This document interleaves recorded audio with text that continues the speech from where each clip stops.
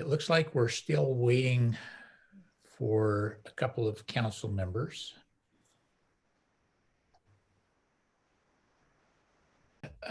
Call to order our city council workshop for the city of Duval for Tuesday, November 10th, 2020. It's now 5:03. We have one main item tonight, and that's continuing 2021-2022 biennial budget discussions.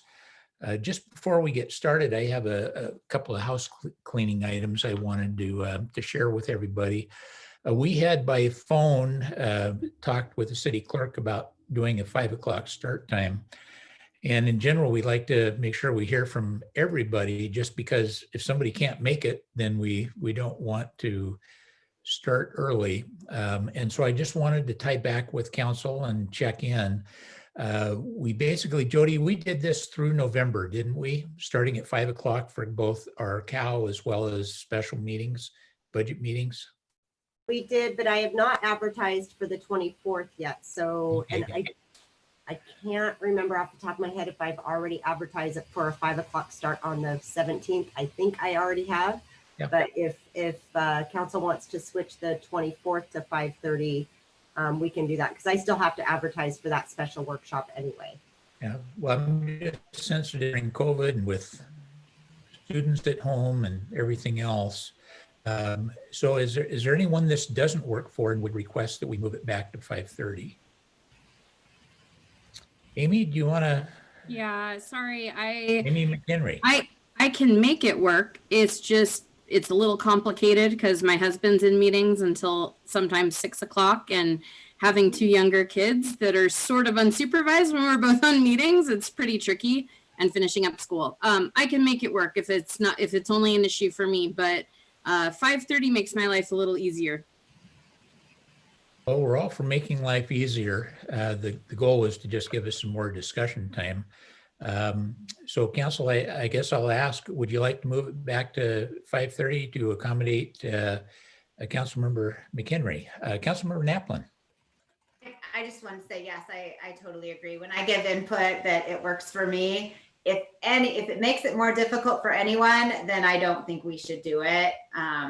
So yeah, I don't think that the intention is to necessarily, majority rules. I think the meeting is typically at 5:30, and so if it's trouble for anyone, I prefer sticking with the time that is normal. Other council members, maybe just simply by a show of hand, who would like to go ahead and move it back to accommodate all council members to 5:30? Sure. So it looks like everyone's in agreement. So Jody, we already advertised next week, but so that would start at 5? I will double check that Okay. just to make sure, and I'll let you guys know if I have. I can re-advertise, but I'm not 100% sure it'll make it into the paper on time, because tomorrow is a holiday, and I don't think it's a holiday for them or not. So I'll let you know if the 17th has been advertised to start at 5 or 5:30, and then I will just advertise the 24th to start at 5:30 instead of 5 o'clock. Great. And if you could send a calendar invite update when we get those, Jody, that would be helpful. Okay. Our survey, I just wanted to check back. The mayor and Councilmember McHenry had worked hard on the community survey, which we certainly appreciated. And I just wanted to make sure, I thought I had seen that it had been posted. So the survey is out now for community to see? Sean should have posted the results with the statistics, and then staff is working on getting responses to the raw data, because there were a lot of questions that are easily answerable in that. So hopefully we'll have that done soon. All right, thank you for that. I'd encourage all of our citizens to take a look at the survey. It's huge for us to get to hear from citizens and what they think of the services we have. And finally, I wanted to mention that we have a vacancy on City Council. Jody, that's been posted now on the city website, I understand. Yeah. So we just simply want to encourage citizens to take a look, consider being on your City Council and participating. And then we'll have more on the process moving forward. But I believe by the second week or so of January, we plan on doing the interviews and selecting, and a new council member would take their seat toward the end of January. Well, with that, we can start our budget discussions. For this evening, we created a budget decision matrix. As we went through the budget over the last month, we met with our department directors. They provided an outline and overview of the expenditures, any changes that we had, increases, decreases. And so we've already had a good amount of time to be able to consider items in the budget. But this is our opportunity tonight to really discuss those, to ask questions. So the budget matrix we created, we've been filling it in with our questions or items of interest.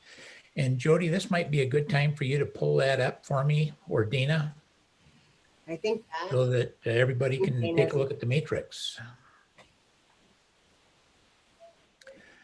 So my plan tonight was to really just simply work through the matrix, have a good discussion on it.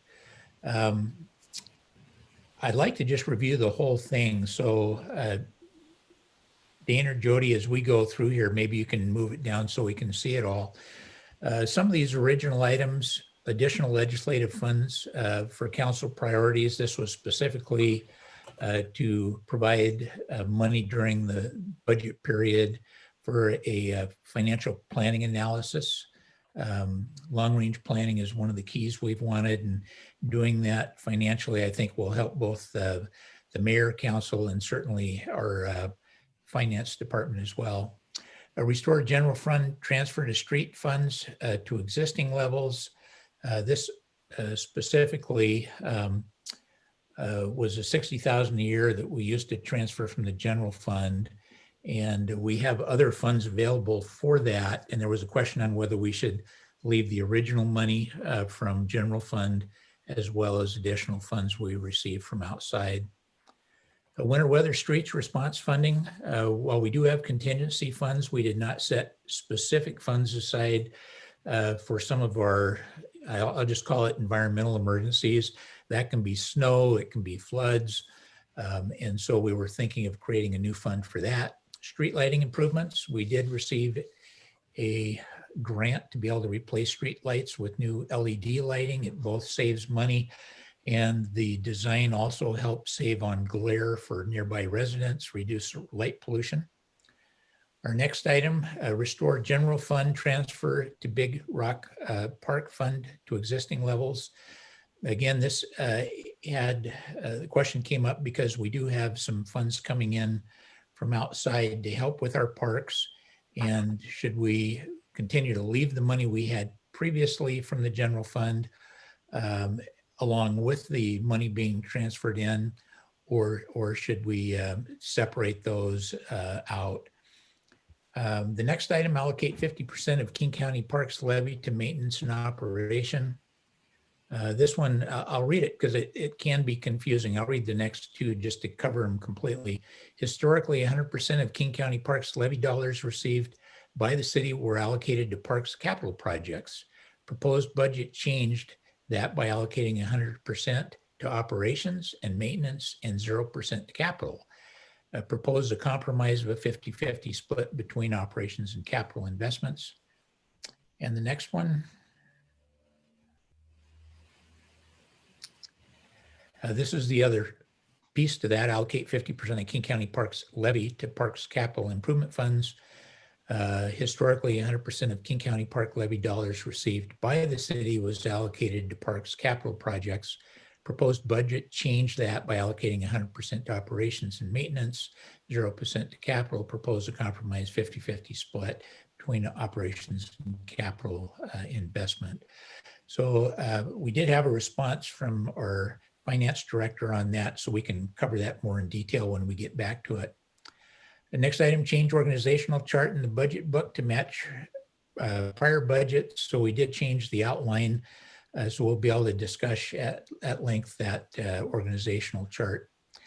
Discuss new revenues. I think as part of any budget process, you do like to discuss whether we need additional revenues. And one of the items that we had talked about was potential for a public safety sales tax that would help support our police department. Contract negotiations, we have two groups in contract negotiations currently. That would be our Public Works, Teamsters, and also our police department. And so as part of our budget, we may not know on one of those till after the budget's adopted, but certainly being able to discuss what changes and are we allocating enough money for what we anticipate having to fund in the next 2 years. Sale of property, this was specifically about our rec center. That building has pretty much been vacant for a while. We do see that there might be a need to keep it for the future, but we also understand that if we were to sell that building, and we have a couple of folks that have contacted us saying they would like to have that building, to purchase it, and that would provide additional funding for the city. These other items I'll move pretty quickly. Disc golf at McCormick Park, something that was we wanted to consider. A small parks project. We have scouts that often bring forward project ideas, and this simply allows us to help fund those projects. They provide the work for it, all the labor. I guess the labor's free. Prioritization of the CIP. We have quite a few CIP projects coming up in the next 2 years, and this was simply a request to try to prioritize those so we get the most important ones first. Debt capacity, just simply a question about how much debt we have outstanding and what's the limit on that. It wasn't because we wanted to go into more debt, but just understand what the capacity looks like for future projects that might come up. Phone system, we have an older phone system. We've made several upgrades. There was a question, I don't think it had been answered yet, whether the actual physical phones had been replaced. COVID response funding, are there additional expenses anticipated? Next item, equipment replacement fund. Does it include vehicle repairs? Currently, that replacement fund includes the cost of replacing vehicles in the future, as well as I believe it includes the fuel to operate those vehicles. Next item, salary adjustments for non-union employees. I've already mentioned that we have two groups in contract negotiations currently.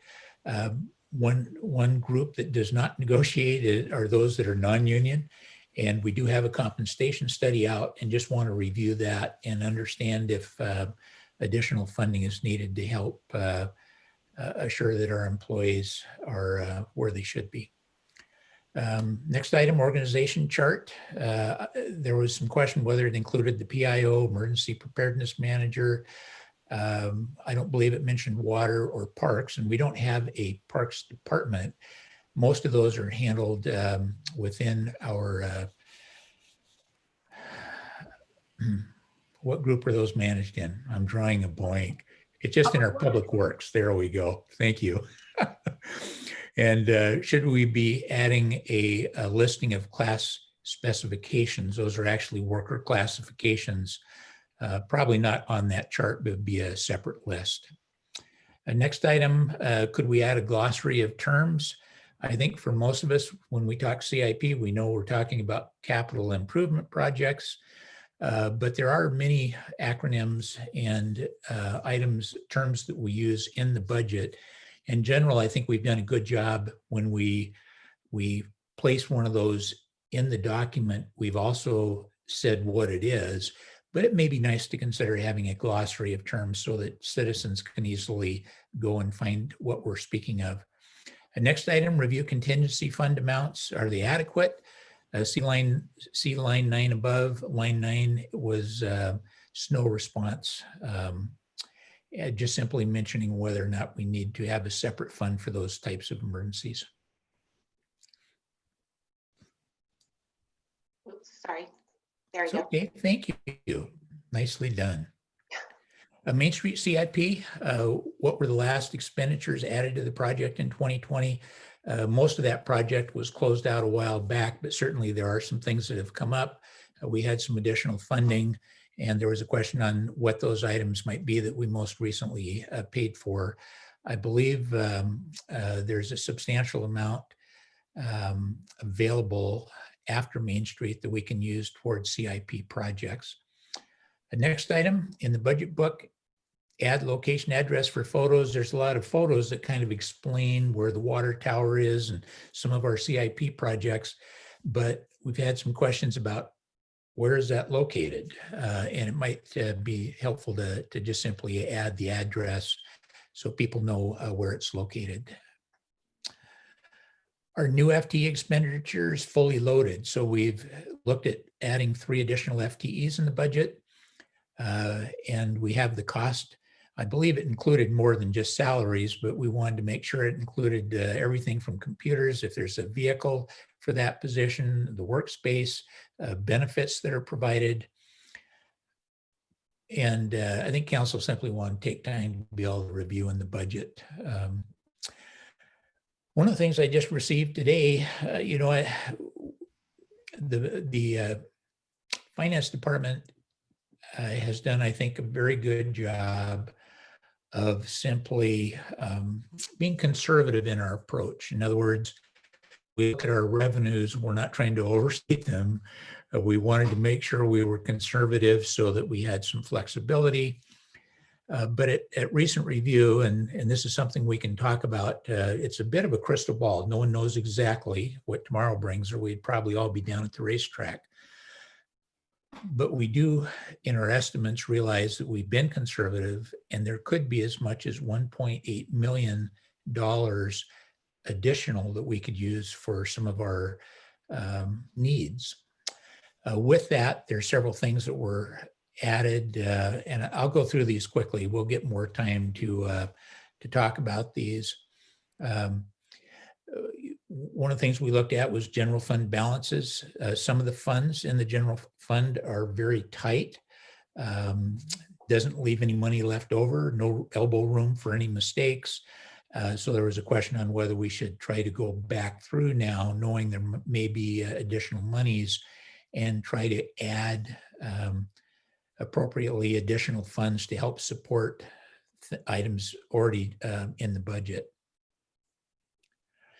Big Rock reserves are adequate. Another question, again, if we have additional dollars, something for us to be able to take a look at. Next item, count 101. Oh, sorry. That's okay. I might have to make it small so I can Thank you, Dana. get it on one line. There we go. Whoops. Okay. Account 101 street fund.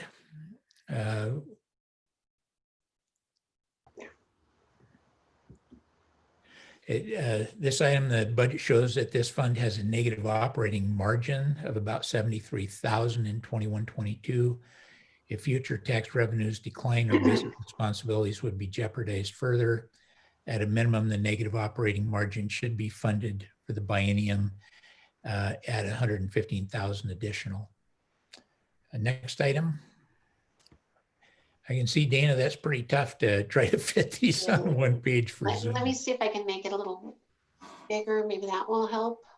It looks like this is account 104, the building reserves. Let's see if we can stretch it out just a little bit. There we go. This one's a little more complicated. If I were to try to simplify it, I'll just simply say there is a ton of work with our development services, community development department. A great deal of inspections are coming up because of the new buildings. And there's questions certainly whether we can get all that work done. Should we put more money towards it?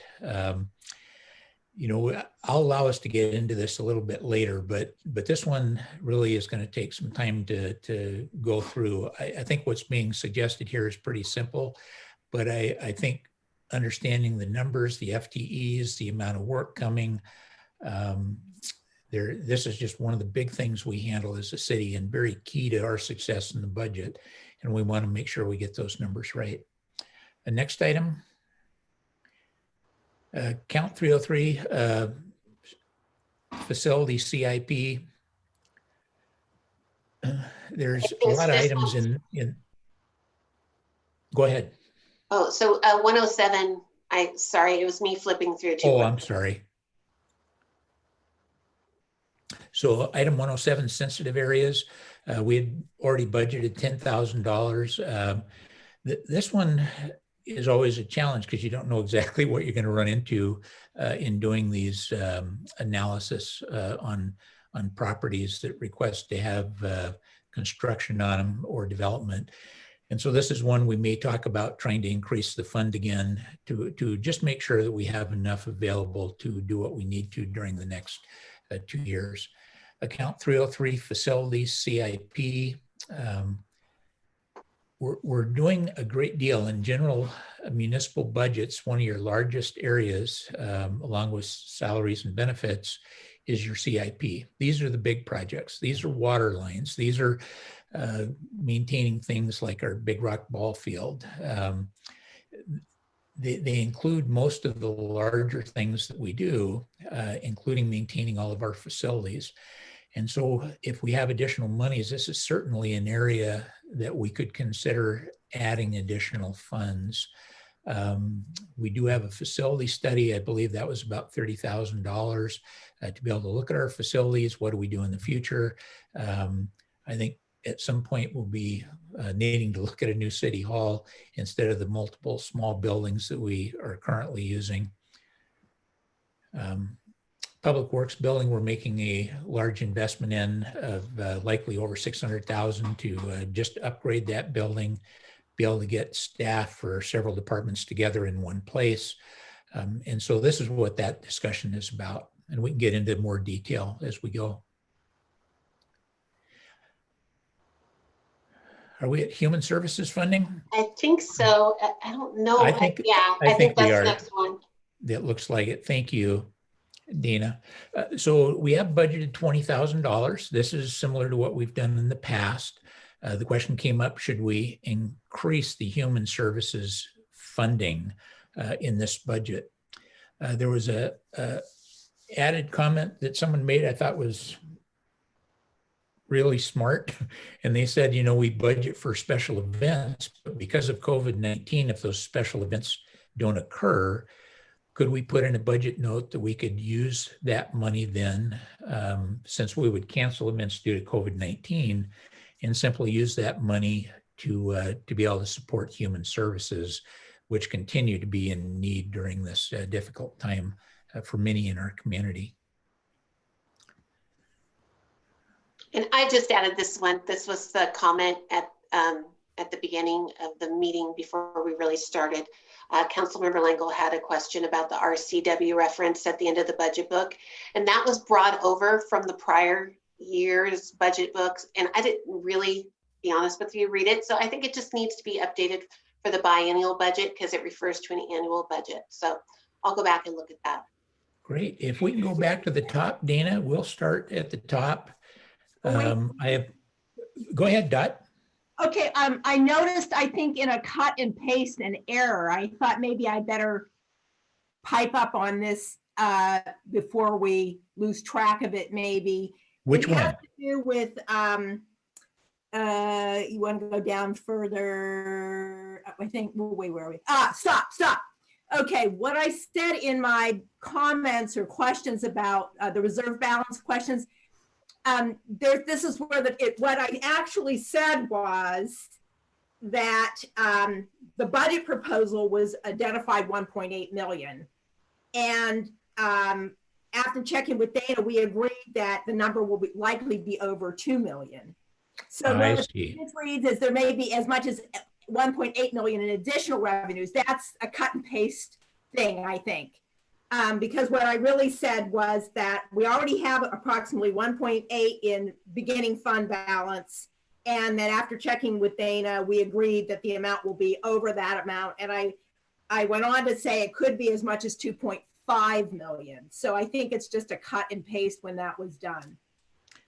So let's clean that up right now. That's a good point, Councilmember Langle. Thank you for catching that. So it wasn't additional revenues. It was the difference between 1.8 to 2.5. Is that right? And Yes, that, yes. that would be more like 8 million additional dollars. Or Well, no, yeah, 800,000? it's the other way, yeah. Or I'm sorry, it goes the other way. The other It'd be way. as much as 800,000. Thank you. Dina, isn't it 2.3, the current estimate as of today?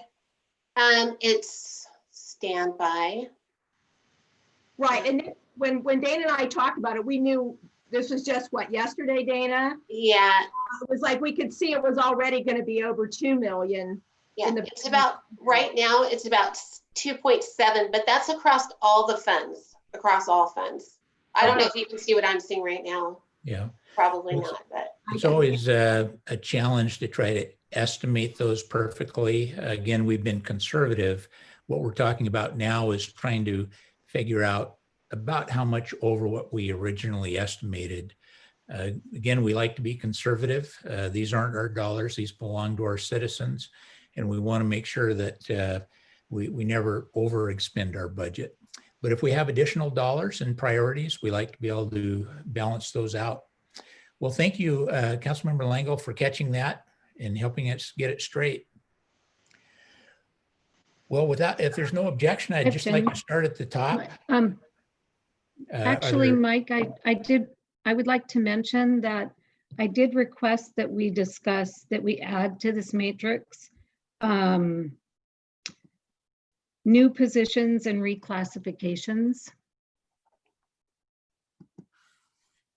And as far as, I would like to briefly touch on this 1.8 million.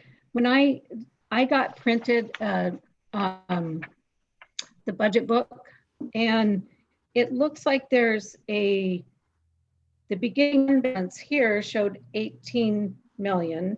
So there's but the ending fund balance at the end of 2022 showed just over 16 million. So there's a $1.8 million reduction in the ending fund balance. And do I have the right one? Maybe I don't have the right one. This was printed for me. I think Councilmember Langlo is referring to the 2019-2020 budget adjustments. So The end.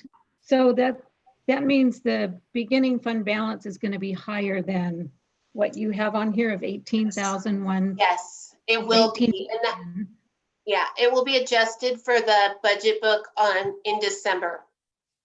That Okay. beginning fund balance. Okay. Councilmember Lango.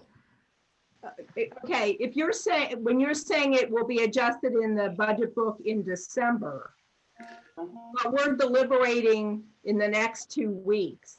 Well, so Can I just say, so I think a question for my colleagues is, knowing that this is going to trend up, we need to sort of decide, I think, how we're going to prioritize potentially within a range as Dana finalizes her numbers. Because otherwise, I mean, if we only rely on the beginning fund, the general fund's beginning fund balance, for example, we would be way off. So at the next council meeting on the agenda is the 2019-2020 budget adjustments. So we should have a new estimated beginning fund balance by that meeting. Oh, okay. I thought when you said December, I was thinking. Oh, I meant the actual budget book would be, Oh, okay. we're not gonna change the actual budget book itself until Yeah. December. But Okay. we'll, at the next meeting, you'll see all of we'll go over all the, whatever happens at this meeting and that impact on the budget as well. Okay, thanks for the clarification there.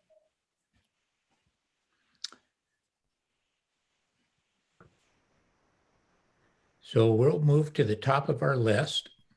I think something I forgot to mention at the beginning of the meeting too, is Councilmember Brudnicki wasn't able to make it this evening. She had a conflict and we discussed it. So if maybe a show of hands on how many council members can excuse Councilmember Brudnicki for this evening. Looks like a majority, so she's excused. Thank you, Council. So our first item is additional legislative fund for council priorities. This was specifically a long-range financial planning analysis of 20,000 that would allow us to hire a consultant to work with the city, mayor, and our finance director. This is something we've all discussed. We all see that we need it. We weren't sure when it would come about. There's several building block steps that most financial planners want to see in place ahead of time. So I believe the city's working on those. But we also did not want to lose track. And if we want to accomplish that within the next year or 2-year budget cycle, we should set money aside. So I will open this up for comments from City Council. Councilmember Langle. Well, I think we all know this is sort of my dream line item. And the number that's there just represents sort of someone coming and giving us a sort of preliminary look at our situation, so that we have a better sense of where we are and what kind of future work we would want to have conducted and the degree to which we can afford future analysis. In my research, it was interesting to see that one of the well-known firms actually has a technology package that it looks like they train you on so you can do your own financial scenario planning. So if one firm has it, maybe others do as well. But so this was really intended to just be a first step, a very methodical, I don't want to use baby step, but incremental approach to getting a better handle on our long range planning. Mayor Okerlander. I just wanted to make sure that council knows that I concur, now that we know where we're at financially, with going ahead and including this in this biennium budget. If folks remember, we didn't include it because we didn't know where we were going to be at. And as Mayor Pro Tem Remington noted, the building blocks. But just so you know, that we fully support this moving forward and being in addition to the budget. So to keep this simple, if there's not a lot of discussion, how many council members would like to see this added to the budget? So we have a majority. Dina, if you could include No, that. I still would like to discuss a portion of this. Yes, Councilmember Hope. I don't know if you noticed, but it says on there that we'd like to discuss putting on the ballot a management form of government. And there will be some cost to doing that. But I think this is a perfect time to do it in light of the fact that we are going to be having someone come in as city manager, kind of maybe a part-time basis the first year. And so I think it's a perfect time to be adding that to the ballot and see what the community thinks about going to a management form of government. We put in there $5,000. I don't know what it costs to put it on the ballot, but there's gonna definitely need, I think it needs to be addressed the first part of 2021. Well, thank you, Councilmember Hogue. That's the second part of adding monies to the Legislative Council funds. Director Thomas, you had your hand up. Thank you, Council and Mayor. Laura Thomas for the record. I did have an opportunity to talk to Daniel Kenny, our city attorney, and he said that, to take it through the process, and we also would have to update our entire code to be prepared for it if it were approved. So he thought that we should look towards maybe $50,000 to budget. And so I just wanted to let you know, but I can definitely get some more information if council's interested in trying to fine tune the dollar amount. Councilmember Langle. Yeah, I think, I don't know a lot about a transition like this. So I've been trying, it came up actually not long after I joined council. So I've, tried to educate myself a little bit. And what I've learned so far, which is only the beginning, is that there's this sort of first step of getting something on the ballot. And depending on how you put it on the ballot would determine the time frame within which you would make the switch from one form of government to the other. And that in that period of time, you would incur these additional costs that Laura is referring to. And an example would be, you could decide you want to put it on the ballot, and the ballot measure could say, we're going to do this and we're going to do it, you know, over the next 2 years or something. I mean, it really has to do with what your transition plan is being voted on. So that's what I've learned so far. And I'm just trying to familiarize myself a little bit more with what, the big picture would be with that. But that's what I've learned so far. Other comments from council? Councilmember Naplin, sorry. I just wanted to say that I'd like to understand more that if you put it on the ballot, do you have to ahead of time do all the work to change all of your code just in case? Or would you have time that if it passed, then before it actually goes into effect, you could do that work so that you wouldn't expend the funds to change all your code until you know the outcome of the vote? Because I think that would make a difference, because once you know the outcome of the vote, if the voters did decide to proceed with switching to a council manager form of government, there are cost savings associated with a council manager form of government, because you don't then have a paid mayor as a separate position. It would be one of the council members that council would choose to represent. And so there is some offsetting if it did pass. So I think understanding the timing of when you would have to commit to spending this extra money to do code changes, it could be that that would be offset by other savings. And so whether or not we have to budget it or not, I think that's kind of a timing issue, possibly. I mean, we don't know how the voters would respond to something like this. Anyway, I wanted to throw that out there, but I'm in support. We've talked about it for a long time. I know the mayor was a huge proponent for this form of government, and just the research that I've done has showed there's a lot of benefits. Obviously I'm sure there's some negatives as well, and we need to look at that, but I feel really strongly that it's something we should pursue. Thank you for that. I will say, for those that are listening and wondering what the heck we're talking about, there are different forms of government.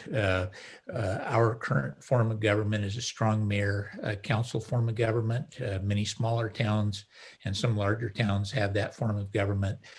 The Association of Washington Cities has recommended that one of the best forms of government is a city council, city manager form. Everybody has to take a look at the pros and cons, because there are pros and cons on both sides of the issue. Timing is a big thing. And so a lot to think about this. Councilmember McHenry and then Mayor Okerlander.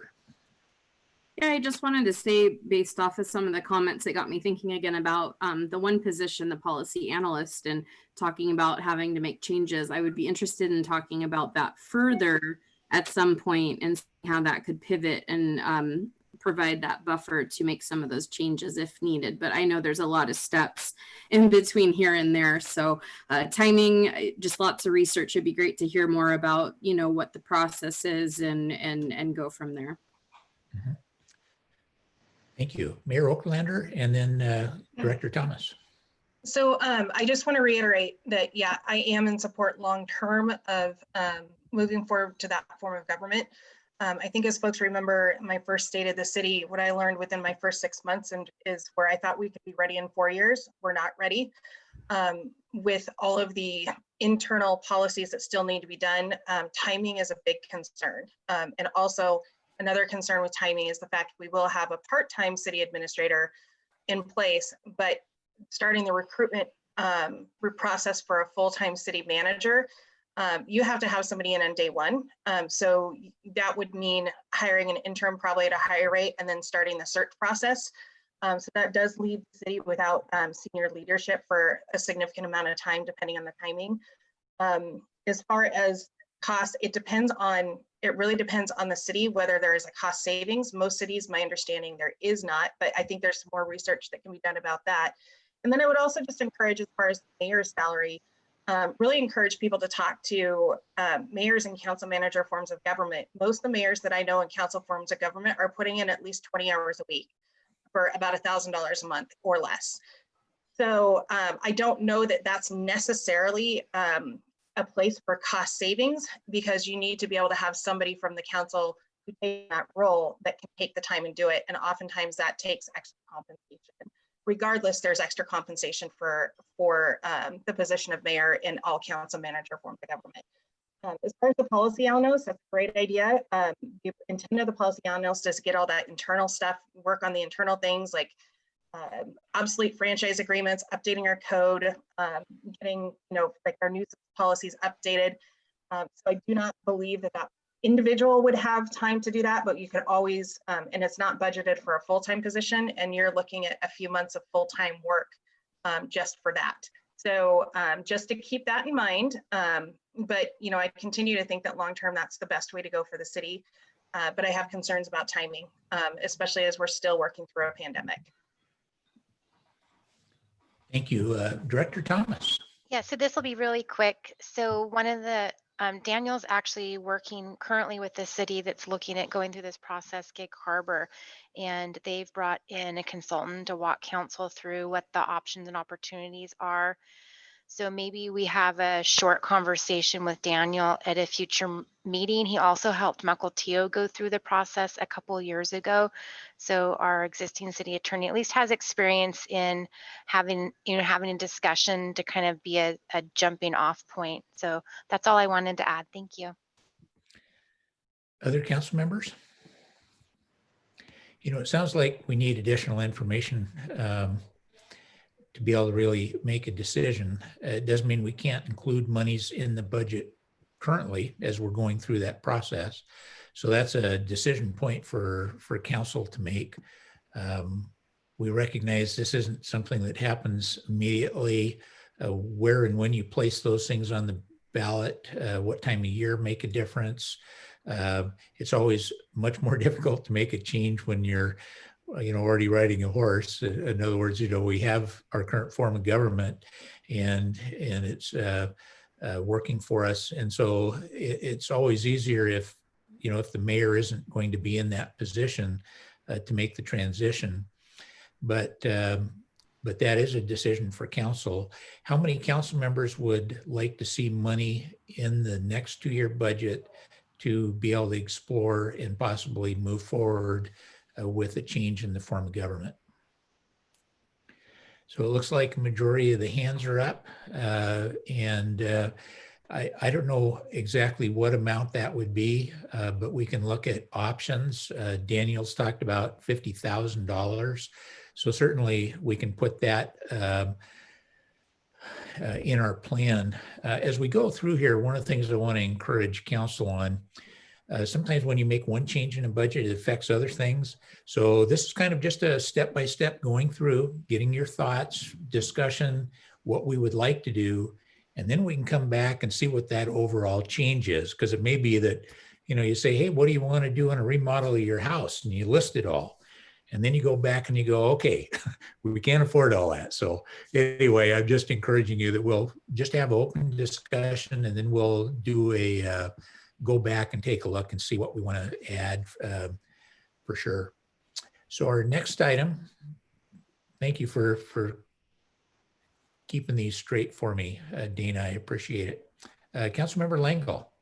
I'm looking at the way the decision language is written, and maybe what we should do, instead of just saying dash 50,000, maybe we should put the range. I mean, it could be as little as 5,000 because we spend that money working with Daniel, or it could be a big number. It just seems like what we're talking about here is, government's like a great big steamship, right? We're not going to turn it on a dime. So it seems to me like maybe the range is a better reflection of what we're talking about. Mm-hmm. That sounds real reasonable. Any objections to a range? I don't see any. So I think we've got a range now. Thank you. I just don't know how we'd actually put that in the budget for a line item, because we can't really have a range. We could go in the middle somehow. Yeah, I'm the only one that has the objection.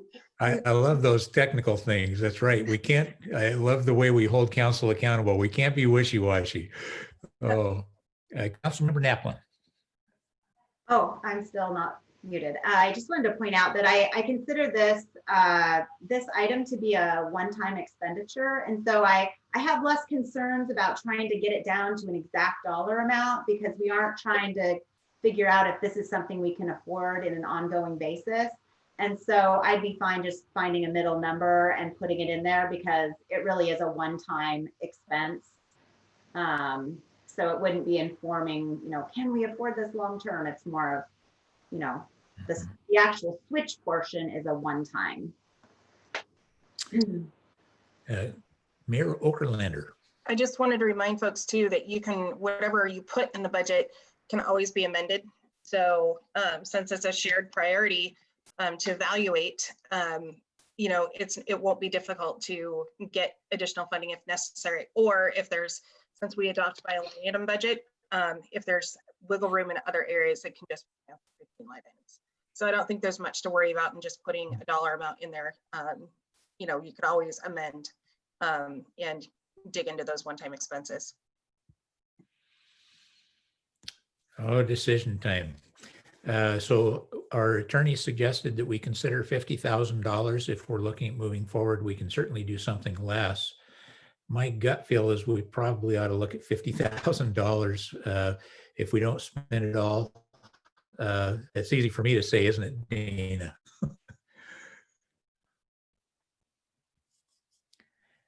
I'll just say Mr. one Thomas. thing. One of the reasons why it was, he actually gave me a range between 50 and 75, but that included the election costs. So that's why I think it's partially higher as well. And it depends on when you put it on the ballot. So I just wanted, to make sure people are like, oh my gosh, $50,000. Well, that really includes the election portion of it as well. So I thought that might be helpful for you. Thank you. Well, that is helpful. I think we could probably split that and go a little bit less than with that information. We could always add if we decided to go for an election. We're obviously still studying this, looking at it, trying to understand the impacts. I heard someone throw out 30,000. Anybody opposed to making it 30? No one seems to be opposed. Dina, if you'll put 30,000 down there for us, please.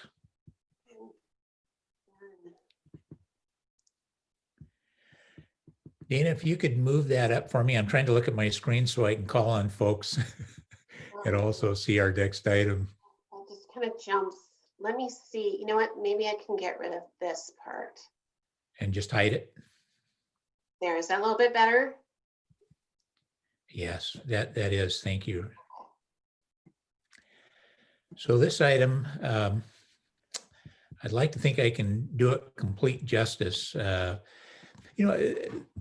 The basic part here is, as I understand, whenever we have funding, whether it's for parks or streets, we've been doing this for years. And if we get additional funding approved by citizens, the question is, so do we add that to the current pot, or do we say citizens have now approved specific money for specific items and we can use that money and then use general funds that we used for other things to help fund other government priorities. So I think that was a key part of the reason this was on here. Should we make a change in this? And it really has to do with the total amount that we have. I would just remind everyone that, one of the keys here in the city of Duval on large projects, especially with street funds, is just getting grants. Grants pay for a majority of everything we do. And Dana, you had provided us a number over 10 years, how much we transferred from general fund. Could you remind us of that amount? I believe it was 60-some thousand. Yeah, I can reshare here, sorry. I think this background information will be helpful as we have our discussion. And let me make this a little bit bigger. There, Can everyone see that all right? Yes. So here's the transfers in from the general fund over the last few years. And you can see it's just been used to kind of, I mean, it does bolster the fund balance and build it up. But this is the street operating fund, not a capital improvement fund. So, and the reason why I brought it down is because in my experience, which is just with one city, it's the general fund transferred into the special revenue funds only when needed. And so sometimes those fund balances would be $5,000 or $6,000. So we do the budget, and anytime those funds needed money in addition to the special revenue funds that went into it, like the street fund gets multimodal motor fuel tax that goes into that. It's one of the main sources of revenue. So anytime that was not enough to cover operating expenses, a general fund balance would be, a transfer would be increased or decreased, just depending on what the street fund needed.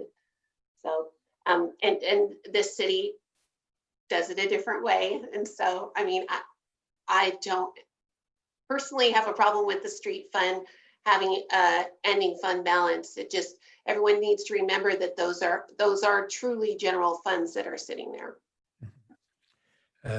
Discussion from council members. Councilmember Langle. Yeah, I actually had a higher number than the 60, but partly because I keep thinking about how much of our infrastructure is aging, and also how things like the gasoline tax is the numbers on that are changing throughout the state with fuel efficiencies, changes to hybrids and stuff like that. So that's why I threw out a higher number. But I do see the distinction between regular maintenance of things and the improvements that are part of a capital campaign or a capital budget, or maybe even the transportation district and benefit district. And this is where I got a little bit wasn't confused, but I started sort of thinking structurally about how our money moves around when it comes to streets and street related improvements, and what's an activity and what's a fund. So that might be why my number's higher. Anyway, it's further down the list, but it's the same issue. Other council members? Councilmember Hogue. I guess for me, if it just stays in the general fund, then it could end up being, it almost feels like there should still be something earmarking money for streets, right? I mean, otherwise the money could just get used up for other things. I don't know how the rest of the council feels, but it just doesn't feel, I don't know, it's kind of nice to earmark it for streets, I think, but I don't know. I'd like to hear from the rest of the council. Director Mason. Oh, I was just going to say, as you can see, the fund balance has been, the ending fund balance has been pretty steady. So I think probably it was a shock to see it drop down.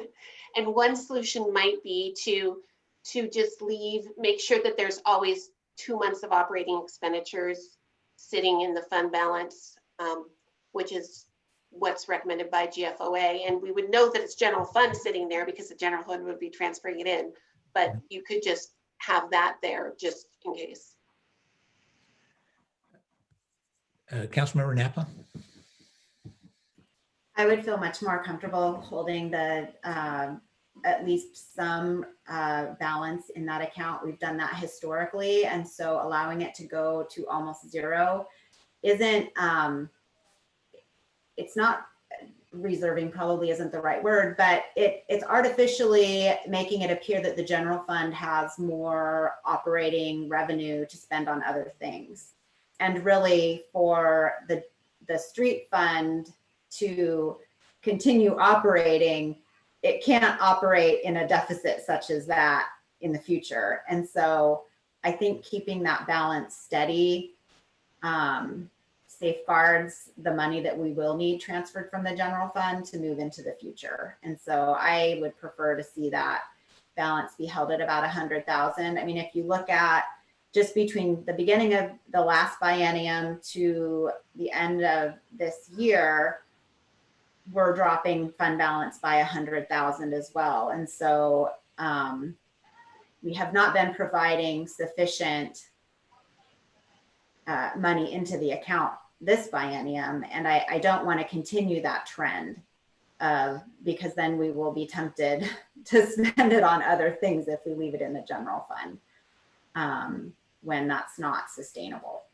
So I would like the 2-month reserve. I'd be in support of that. Director Mason, can you tell us what 2 months reserve would be? What's that look like? I should bring that back up. So operating, share my screen again. So it would be 2 months of operating expenditures.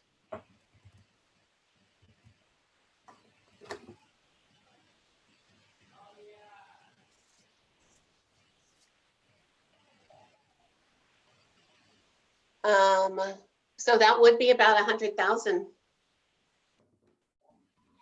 Councilmember McHenry. You asked the question I had on my mind too. I think that the 2 months sounds good to me, so I would support that. All in favor? By the way, we don't vote here, but we certainly get idea of which way the wind is blowing. So let me get up my screen so I can see everyone again. Sorry. A little bit of a challenge I just need about 6 computers. So again, how many agree at being able to have a 2-month balance, which would be about $100,000? And it looks like that's unanimous. Director Mason, if you can add that in there as one of our decision points, and we'll see how all that comes out with our budget. Our next item is winter weather streets response funding. The note says provide dedicated funding to mitigate impact of winter weather and improve street safety, driver safety. So this probably falls in line with another item that we have there. We're not really ready to look at all of our reserve funds, but the question here is, should we have money set aside for environmental emergencies, whether it's snow? This particular one certainly is talking about winter weather, where during a really bad winter, we purchase additional sand and salt. There's other things that add up, including having to pick up that sand and salt later, or sand mostly. And if we don't have it reserved, set aside in a special fund, we just start pulling it out from elsewhere. So Mayor, you've got input, thoughts? Yeah, and I think that Director Laniszewski does too. And I think that we support having a separate fund, but it's inaccurate to say that we don't budget for these winter events. Mr. Laniszewski budgets that through his normal operations, and with well over a dozen years of data that he can pull to put it forth. It is in the budget now, but we could separate it and make it clear that that's what it's intended for. Right now it's budgeted out of OT and salaries. So I don't know if he has any more to add, but I just wanted to make that clarification that we do in fact budget for it. It's just not a separate fund. Director Laniszewski, we love data. Yes. Hello, everybody. Steve Laniszewski, Public Works. So yes, supplies are in there under regular operation supplies for de-ice, salt, sand. We do budget for those elements. I do like the thought of having a separate line. Not that we want to make more budget lines, because more budget lines does mean more budget work. But it is nice to understand what we do spend. Because if we have a year that's heavy in weather, I want you all to know that either if I have $5,000 for sand, salt, and ice, and we spend it, that we're either done or we understand we're going to have to update and edit. And that is an ebb and flow. And I would rather, have those items clearly defined via that process. So it doesn't, I think it's a fine idea. I know Ms. Mason is drinking from a fire hose for the last, 3 months. So any more work for her, you may see her with a Danish shaped image on the side of her wall. She jumps through it and leaves and never comes back. So if that's a goal for next time, great. It's not necessary. So I guess just know we do budget for snow, ice, and those activities, but it certainly won't hurt to have budget lines show the difference in the specific types of funds for weather. So Steve, just to clarify, so we have overtime that's set aside for each department. So you have overtime that you estimate for the entire year. And that would include, a certain amount that we can use for snow response, for plows being out at night and so on. And then you have other specific money for being able to purchase sand, salt, and that work. We have supply money for supplies. Of the list that makes up our budget estimate request, those elements are included, as are regular weather items and road items, asphalt, patching, those kinds of things, gravel. Those are all in the same line right now under 101 streets supplies. So. Yeah, I think part of the reason this comes up is, we hear, gee, we had a big snow emergency. That cost us additional money. Do you think, let me ask it this way, do you think the fund is adequately funded the way it is? Historically, we're doing well. We don't need to add any additional work. What would be your suggestion? We've always gotten by. I won't say it's adequately funded because there's always more to do and there are more priorities should we want to do them, but we do get by. I think everybody can see, I've heard a couple comments already with aging infrastructure. We know that's not just affecting the city of Duval, but that's our region, our country, the world. I mean, it is tough and expensive to upkeep, these fixed driving surfaces. So we could always use more. It's just what level of service are we going to provide to the community with what we have? It's fairly simple. I mean, we'd like to do a good job and have the tools to do that job, but we are, getting to a point where it costs more. To manage and repair. So I think it's really nice to have. If we do have a separate line item, what would that number look like? What's an adequate amount? Not overreaching, underreaching, but something that puts us in that ballpark to be adequately prepared. I could certainly dig up a number between now and the next topic.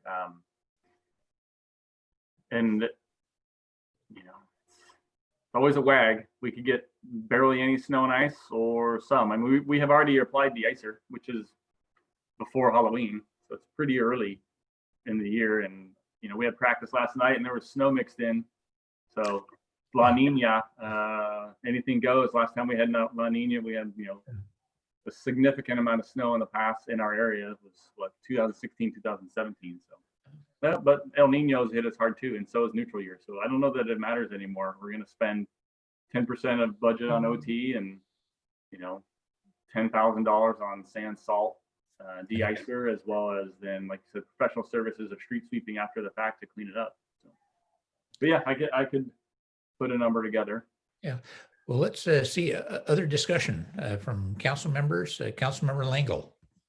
Okay, so I'm going to put a plug in for something that I haven't turned in as a comment yet, but when we get our new financial accounting software, it'll be much easier for Dana to give us this kind of granular information. And then maybe she won't jump out the window the way Steve suggested. But you can see, I've been monitoring, Trish can testify to this. I monitor those overtime reports all the time. I've been doing it religiously. So you really can see in those OT reports, the ebb and flow around weather changes. So, but pulling that out with the existing software would be extremely difficult because we can't get even decent payroll reports. So we would have to have the new software. Thank you. Other council members? The simple part here is we just want to be prepared, and we're trying to figure out if there's another way to parse this out. Councilmember McHenry. I I like the idea for sure. I just, is it a priority right at the moment? If it's way easier to do with new software, I'd be okay waiting. Yeah. Is there a general sense from the comments so far that we could just go ahead and wait till next time we've got something in place? I see some heads nodding, hands up. So Steve, no reason to bring numbers forward. I mean, we trust our directors to be able to bring forward what you think you need. I know it's never perfect. I know the mayor's supportive of making sure we have adequate funding for these emergencies. So I think we can adequately say that, unless there's additional money or concern, and as always, if there's an emergency, and that's the priority, COVID's a good example, we'll move things around in the budget to make things work for our citizens. So Yeah. I think I could probably talk to finance about maybe just even creating a couple new bars that are, you just change the last 2 digits so we can track specifically and begin to have that data. So I could see what Dana thinks on that end. good, thank you. I want to interject one thing here. I meant to do this at the beginning. The budget is a process, and the very first part was, being able to find out what our citizens need. Certainly a big part of that is asking our employees what they need, what they see changes that would help benefit us as a city. Directors put that together and working with the mayor, and the mayor puts her budget together. So then they come to us. And the point I'd like to make, this is just part of the regular process. Sometimes it feels like the budget gets put together, there it is, it's a package, and then we step in and tear this thing apart. It really is just part of the process for us to have this open discussion and have input on it. And so we want to stop just for a moment to make sure we recognize the incredible work that our finance department did, going through the budget booklet, all the numbers. I can see all the effort that departments and talking about what they accomplished last year, what their goals are for the next cycle, what the expenditures are. So thank you. If we haven't said it, well, I don't think we can ever say it enough, how much we appreciate that hard work to get to where we are. And we appreciate your patience as we ask our questions and make suggestions. All righty, moving on. Street lighting improvements. This had been brought up, I believe, by Council Member Iyer at one point. So the background here briefly is we received a grant from, was it PSE, Steve? I think it was PSE grant. No. Oh, no, that's right. It was from Transportation Improvement Board. the TIB, the Transportation Improvement Board. And that allowed us to change out our old lights to new LED lights. It also changed the design to direct the light down towards the street instead of off into the universe, creating light pollution in our small town. Some folks had, and specific to this comment on the budget, there are some neighborhoods that were missed, and some of those neighborhoods have that street light 10 feet away from their bedroom, which certainly creates some unwanted light pollution, to say the least. We do have the ability to put in for additional grants. It's not known whether we would actually receive those. And so this item is asking council, would we like to set additional monies aside to get those lights replaced, regardless of whether or not we would get a grant? I believe Director Laniszewski had suggested that we could wait and see if we are successful, and if we're not successful in a grant, at that point we could certainly decide to use funds to complete some, if not all, of those changeovers. So comments from council or directors, mayor? Councilmember Naplin. I wanted to mention that I also would like to have money set aside, and oh, my dog is hungry. Sorry about that. I would also like to set some money aside, not just for, oh, my dog, sorry, not just to retrofit, and kind of continue the work that we already started with the TIB grant, but also just looking at that community survey when people were discussing how they felt safe or unsafe. And lighting was a big issue. And I know when I walk at night or even drive at night, I've been caught off guard by a pedestrian I didn't notice. Yes, you can feed the dog. And Doug Anyway, votes I should yes. let someone else talk, but I guess the point I'm making is it's beyond just retrofitting certain lights. I think there are areas in the city that are not sufficiently lighted or making our residents feel unsafe. And I'd really like to address that. And if there's grant money for that as well as the retrofits, that's great. But I just want to make sure we have some money set aside to try to address that. It just felt like something relatively small that could make a huge difference to our community members feeling safe. Thank you. Mayor Okerlander. Yeah, just to add to that, I think my request to council would be to prioritize the areas that do not have the lighting today rather than the retrofits, because that new lighting would go in with the new technology. And of course, we're always seeking grants, but if you want to put some money from fund balance or whatever into it, that's not going to be an issue for us. Because, I think folks have heard about my own neighborhood. You go just one block out and it's pitch dark, even though there's sidewalks, and it's been that way for 20 years. So there are definitely a lot of areas that are older that need some enhanced lighting as well. So being that folks are unsafe in the dark areas, I would just request that you prioritize the new lights over the retrofits. Thank you, Mayor. I just wanted to echo what Jennifer said as well. The survey we did, several folks, while they said they feel really safe in our town overall, they are concerned at night walking around, especially areas that are dark. And so there's a safety issue here as well. Other comments from council members, staff? Councilmember McHenry. What would the timing be on finding out if we were able to get a grant? So I can take that question. Currently, so TIB has their board meeting on the 19th and 20th. What is the name of that program? Relight Washington is the program.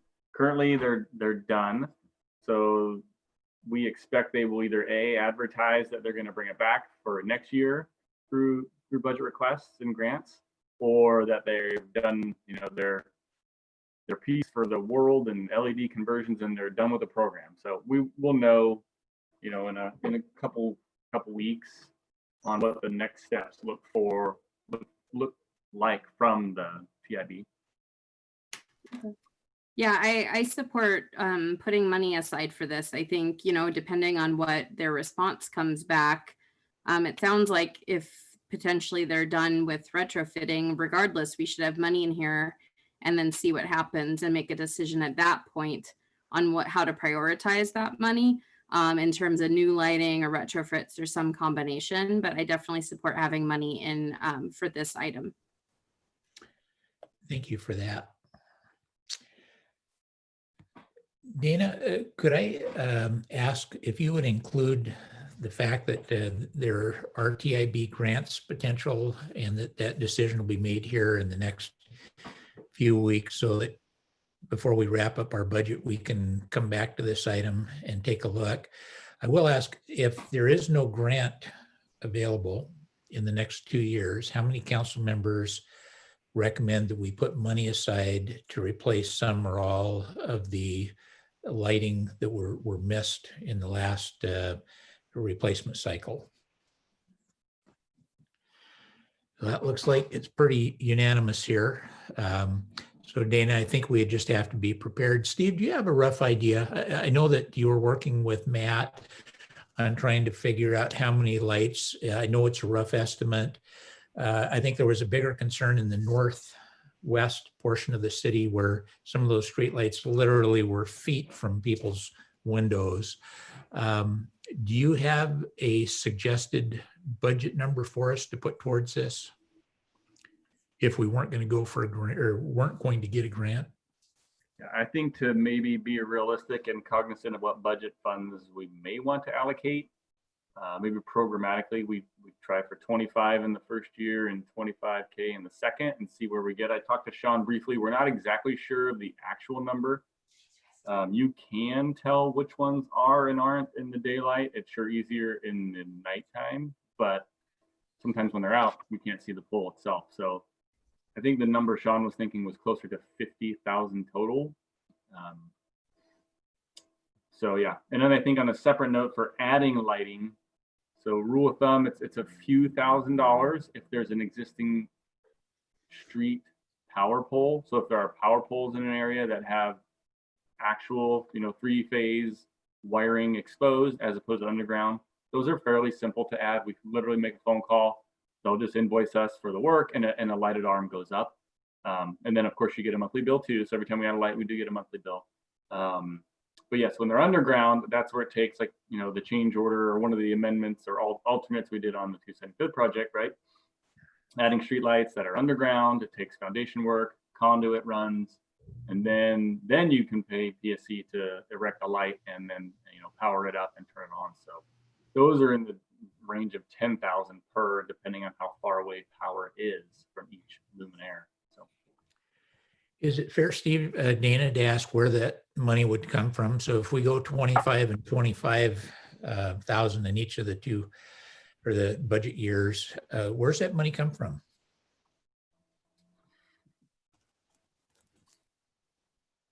we're thinking of, Probably come from. What did you say? Probably come from. Maybe it takes a little thought to figure that part out. Yeah, can we use REAP for that? Is that yeah, I think we it can. would be considered capital. You do have a roadway program. I think it's also, if anybody's worried, you can spend a certain percentage of REAP money on operations and maintenance, and that would be an O&M feature for an existing roadway. But I think it's certainly REAP 1 and REAP 2, as well as any general fund monies that are extra, because we got lots of those. Councilmember Naplin. Super quick. I remember when we were talking about the TBD funding that we left a little bit of room for safety improvements, and I would consider, certain lighting enhancements as a safety improvement. So potentially, we would have that as an option as well. I would concur if that's eligible. So Dana, do we have our budget notes in there? I gotta Yeah, move. great TV. Great. That looks good. I appreciate that. That's helpful. So we can move on to our next item. Restore general fund transfer to Big Rock Park to existing levels. And that, I think, is followed up by allocate 50% of King County Parks levy to maintenance and operation.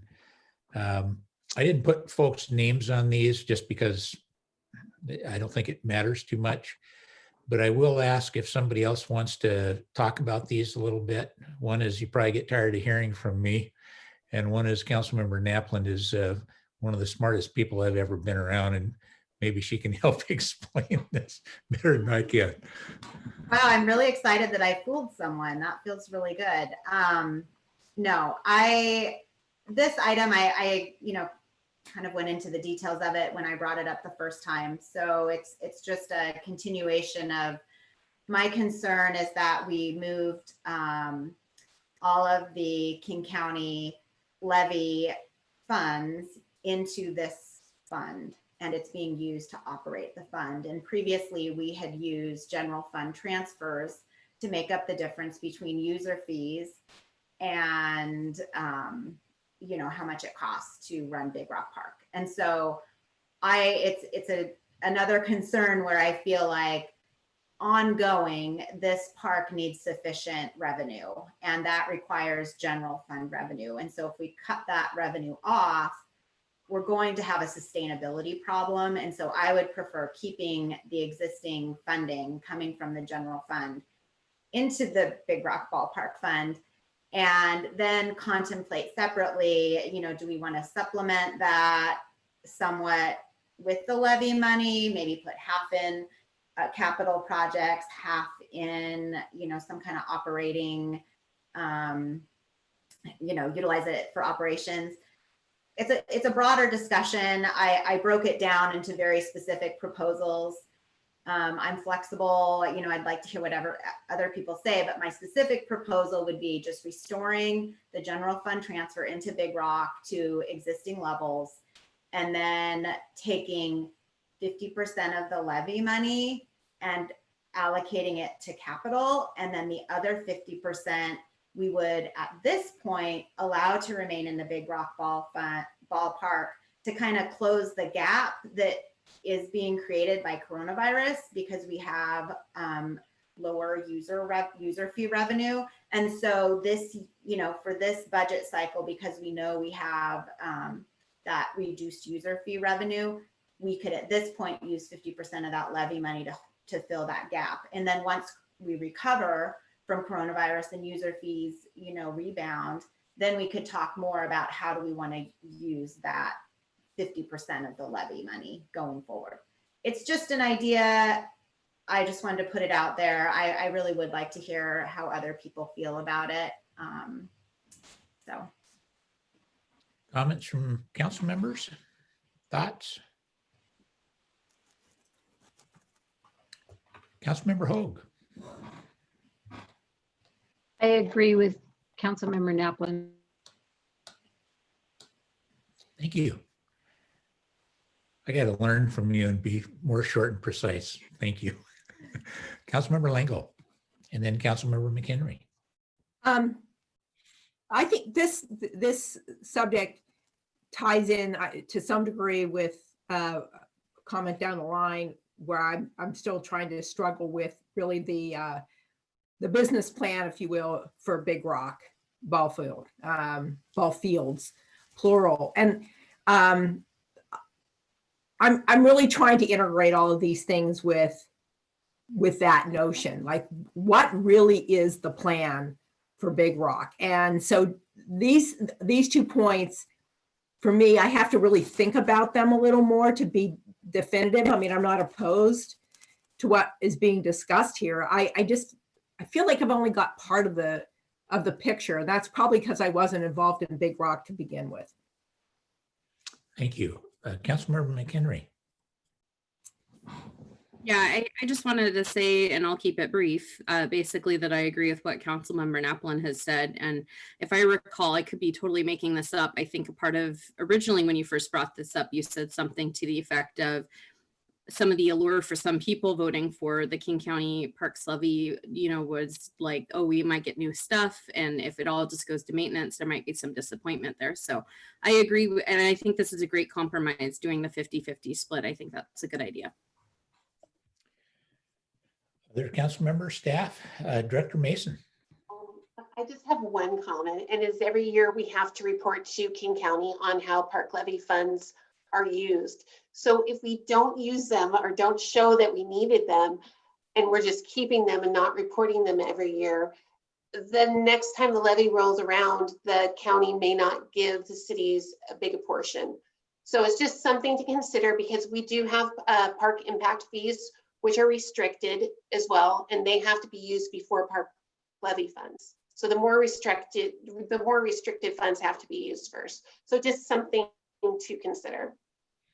Thank you. Councilmember McHenry, and then Councilmember Naplin. Just a quick question. So are you allowed to save up? Like if you have a specific thing you're saving that money or a portion of that money for, as long as you report it as such, is that allowed? Yes, so that was a really good question. So if we had a project that we were saving the money for, and we would just report that we are going to use it next year on this project. Is there a long-term time limit on that? No, because we still have some park levy funds, not very much, from a couple of years ago that are restricted, I believe for trails. And we're planning on using a portion of it on the 275th Street project. But I mean, there may be, I don't think people carry them over more than a few years, but. Thank you. We do report, we will have to report those annually. And I don't recall if there is a specific timeline, but if you haven't expended them, they want to know why and if you plan to in the preceding year. Councilmember Naplin. I just wanted to throw out there, I recall, I'd have to dig through the budget, but there were some smaller park projects that didn't seem growth related necessarily. And that's how you would use park impact fees. So there could be some smaller park projects that are somewhat capital related that aren't park impact fee as specific to park impact fees. So it could be, you know, the sunshades, you know, potentially the, you know, some of the Boy Scout projects are often park related, you know, the dog park. We also have, you know, the idea for the disc golf. you know, Yes, so we are. So I'm just kind of thinking there might be some projects that aren't really growth related, park impact fee type projects, but they are sort of capital projects, enhancements that the community might appreciate. And so that's just kind of how I was thinking of it in my mind. And there are in the budget, we are funding those projects with park levy funds from this year, because we're not using them this year. Yeah. Steve, one of the key points is, do we have enough funding to be able to maintain the Big Rock ball fields? And I know that there's a lot of questions, but that's part of the key, I think, to this discussion. We budgeted monies, but if we don't have enough to, and we know we don't have enough, this is one way for council to feel comfortable that we have boosted those funds adequately to make sure that we're maintaining Big Rock, which is a big asset for the city. So I know this is, a little bit of an opinion question, I suppose, but as director, you helped put the budget together on this. What are your thoughts?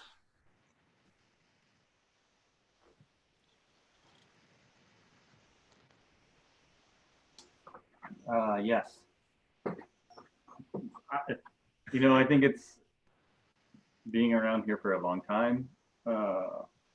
Hard sometimes to understand the general fund, and that's definition, its terminology, its use, and then in general, what do we provide? Parks are one of those, and the ball field is a fantastic facility. We're fortunate to have it for our community, and it does need our attention. And kind of unlike the focus we've given facilities over the last 20 years, right? I think we specifically have to make a focus if we want to keep this asset, managed as it should be. So we are working on transitioning to some of the contracted work needs up there relative to the field turf specialties. I think certainly bringing our parks workers online through the budget proposal is going to get us in the right direction. But I don't think it's a park you can, we can let the grass grow and turn to fields in McCormick Park or other items, right, that we have as a city if we had to prioritize, because, at some point you only have a certain amount of money to spend on your assets. But that one is going to command a higher priority all the time based on, the more you put into it, the longer it lasts, which does go the same for natural turf, but you can stretch natural turf longer. When synthetic turf wears out because you haven't maintained it right, you're going to know. So I think those are something we need to key on and bring a focus forward. And yeah, I think it's unfortunate we have COVID, the pandemic, because we were humming along at a really good rentability percent, lots of good committed users, lots of paying bills on time, making things easy.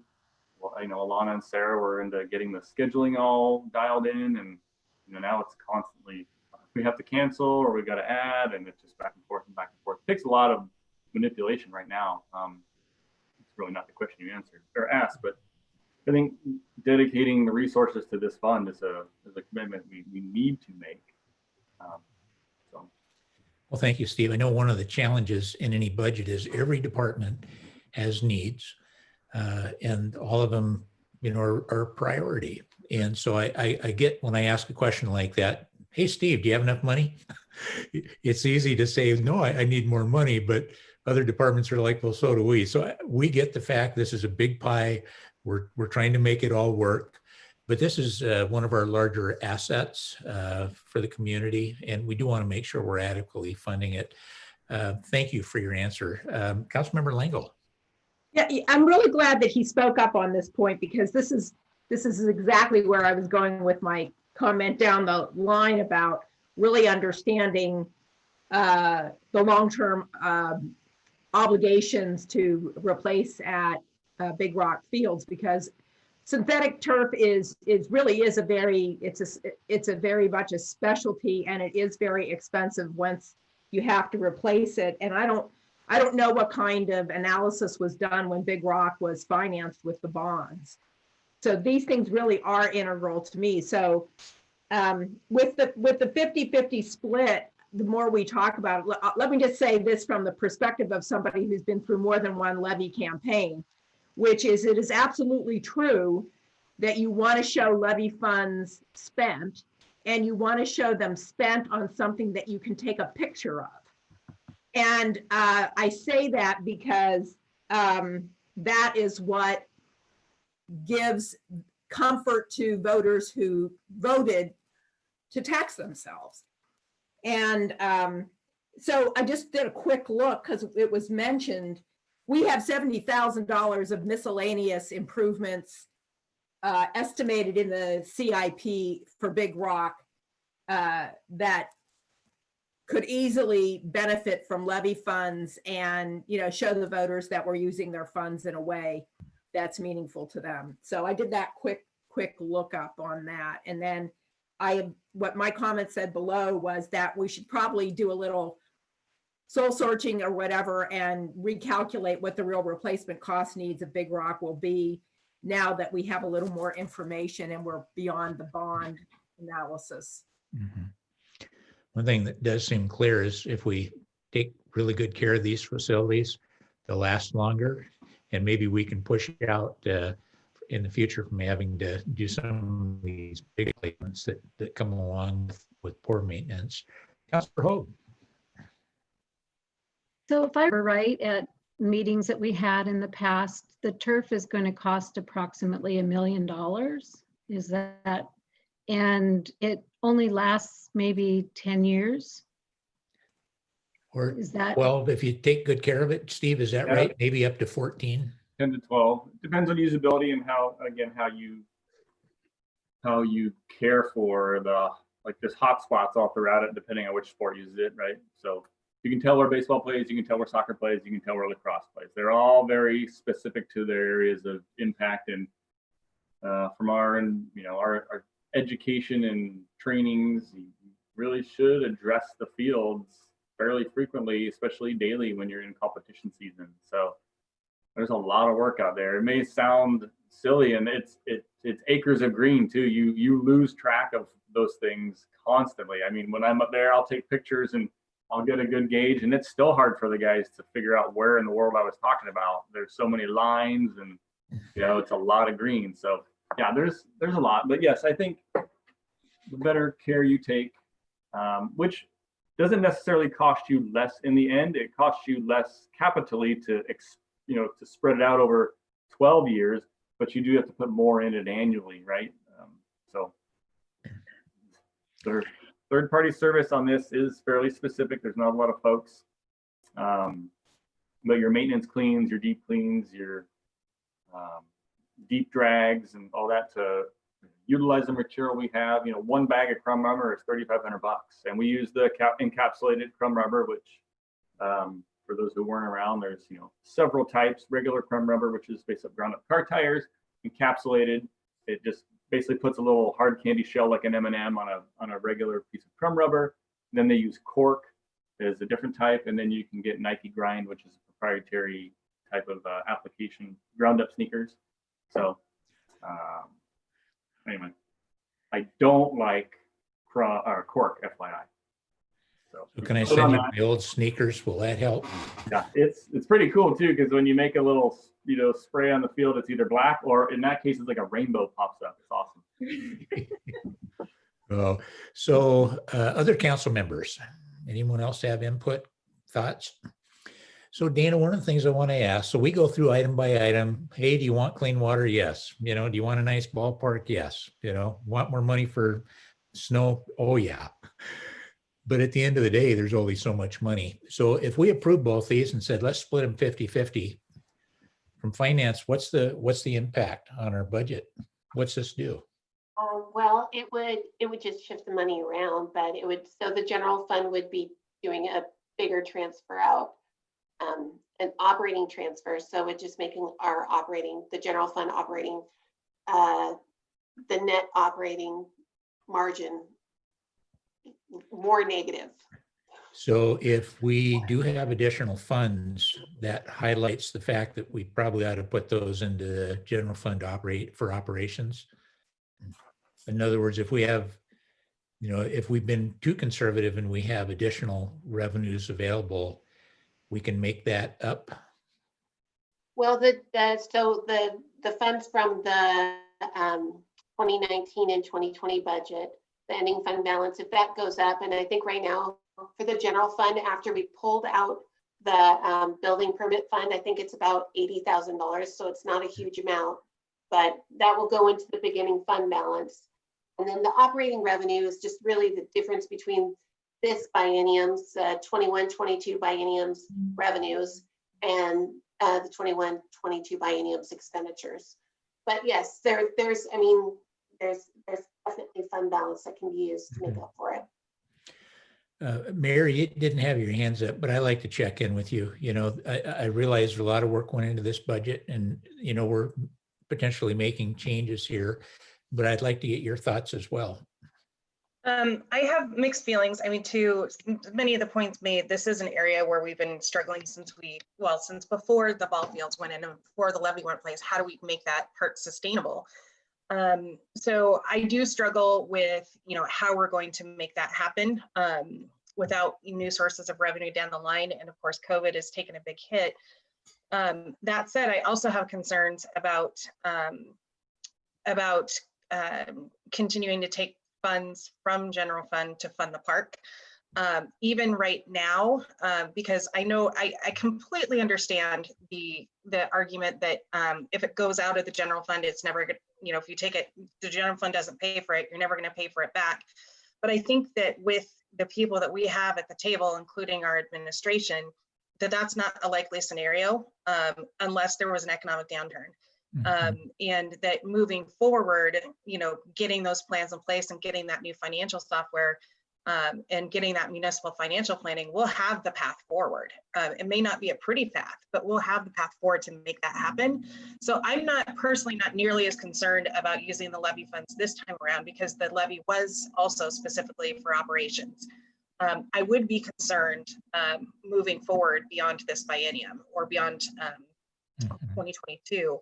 I think that said, I think what I would recommend doing is saying this one might be one of those ones to go on hold for a change and wait until we have a little more information about what that fund balance is going to look like and what decisions have already been made, because this is a pretty big one, relatively speaking, and then come back at the next meeting and look at it again and have a broader discussion. But that's just my thoughts.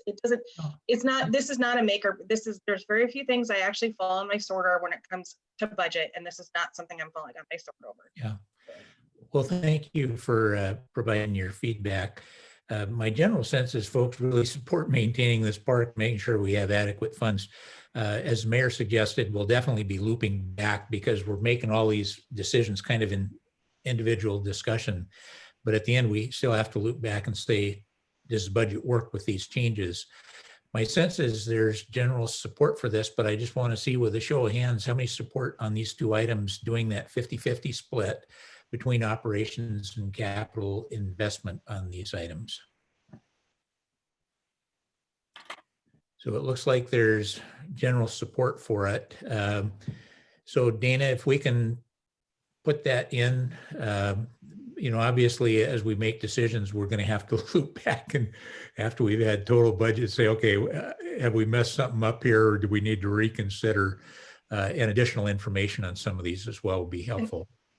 Mike, I just wanted to add too, this morning was my first look with Dana and Trish at the year-end amendments and that truing up the fund balance that's coming forward at the next meeting. But one of the things I'm asking to take a look at, I mean, obviously we were looking at I'm having Dana take a look at what those things coming up that are definitely one-time expenses versus those, separating out those things, like for example, that we have money at the end of the year because there are positions that we didn't get to fill, and those types of things, so that we can get a clear picture of where that actual nexus is. And my only concern at this point is just making sure that that we maintain a decent fund balance. And one of the things Dana and I talked about this morning is, in the original presentation of the budget, not knowing where we're going to be and everything being up in the air because of COVID, we didn't fully fund the contingency fund.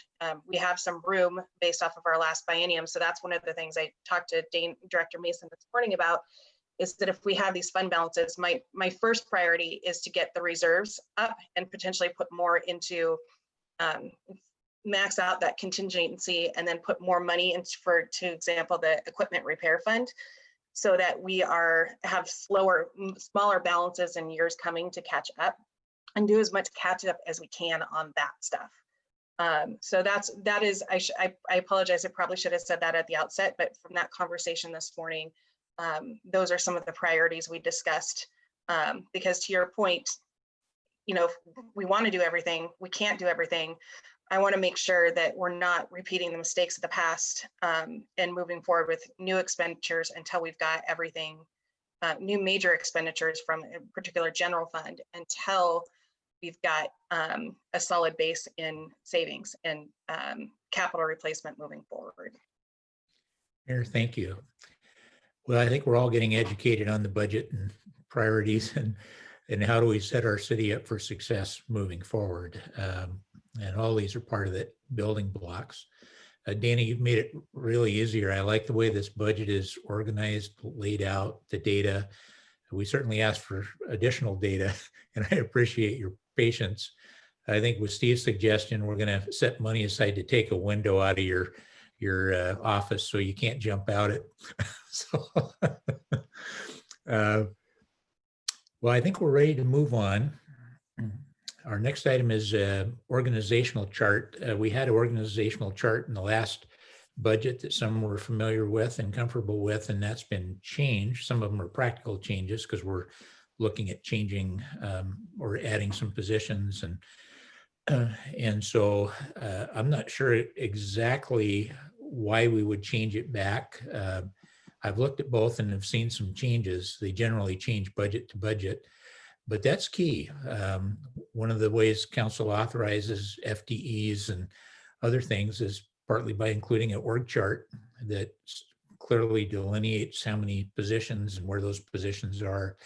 The mayor certainly needs flexibility during the year to move things around, to work a certain amount of things to just make this big city work. So thoughts, discussion on the org chart and where we should go from here. Any input on that? Well, Dana, I might ask you, I realize you're finance director and we don't have a HR director, maybe mayor's better place to ask this question. So we made some changes from last time. What were the key changes and what does this org chart lay out for us as a city?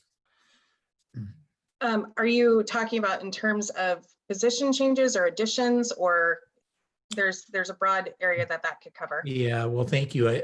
I think part of it had to do with position changes. You know, some haven't been authorized. I mean, we haven't got to that where we're, you know, necessarily had that discussion on the additional positions. Can we afford them? What's the priority? What's it look like even moving forward as a city? Someone put it real well. We need to get to a place somehow financially that we have the support we need, you know, and just positions we need to do the work of the citizens. What were the key changes, Mayor? Do you remember what they were from last budget? I think that Steve and Dana can pull them up, but in general, from the last budget, what's happened already is we had some promotions and reclassifications, but in that we actually ended up saving money because of the lower level folks that came in. So it was well within the budget. Now, during this cycle, I think we have 2 or 3 new proposed FTEs total and several reclassifications. Under previous DMC, that would happen administratively just amongst directors with mayor authorization, as long as the money was within the budget. And I think what we saw, particularly, for example, with last year, the changes that were made over the last 2 years, is it ended up being a cost savings and provide in the end run, which is counterintuitive, but was accurate, and then provided advancement opportunities for others. And in this case, we definitely have employees that are currently working out of class because it's work that has to be done. We have employees that were promised items in previous years that have now met those obligations that need to be given their fair compensation for making those achievements and making those moves. But in general, I think we only had 3 new positions total, and it's one of them is not a new, it's a reinstatement. So the maintenance worker one, as Dana's got pulled up here, dedicated to the water utility starting in 2021. City administrator starting in 2022, because remember 2021 is temporary interim half-time, focusing on helping directors and HR, et cetera. And then an administrative one starting in spring 22. And that would be at City Hall. And just for reference too, I realized that this is something we haven't talked about with staffing at City Hall. And that is prior to our current clerk being in her position, we actually had a clerk and a deputy clerk. And so in that area, you know, we've already got someone who's completely overwhelmed with the work. And this administrative assistant would allow others to move up and take away some of that lower level work from those higher paid and higher skilled employees and put it down to someone new who could hopefully, you know, if we're lucky, stay and excel and move up within the city over time. And this is, so as far as the reclassifications, we're looking for assistant city engineer to city engineer. This has been in the works for probably 3 or 4 years now. I know we've discussed it a lot with council during different times. The administrative assistant 2 to administrative assistant 3. This is another one of those areas where you have somebody doing a lot of out of class work, is much more skilled than the position they're in. We want to keep that person, and that person is of value. And in the future, if that person leaves, the administrative 3 is the level of work and qualifications that we need. And then Steve can speak more to the maintenance worker 1 to maintenance worker 2. And then I guess we can have, if Ms. Thomas is still on the line, have her speak about the building inspector and permit specialist.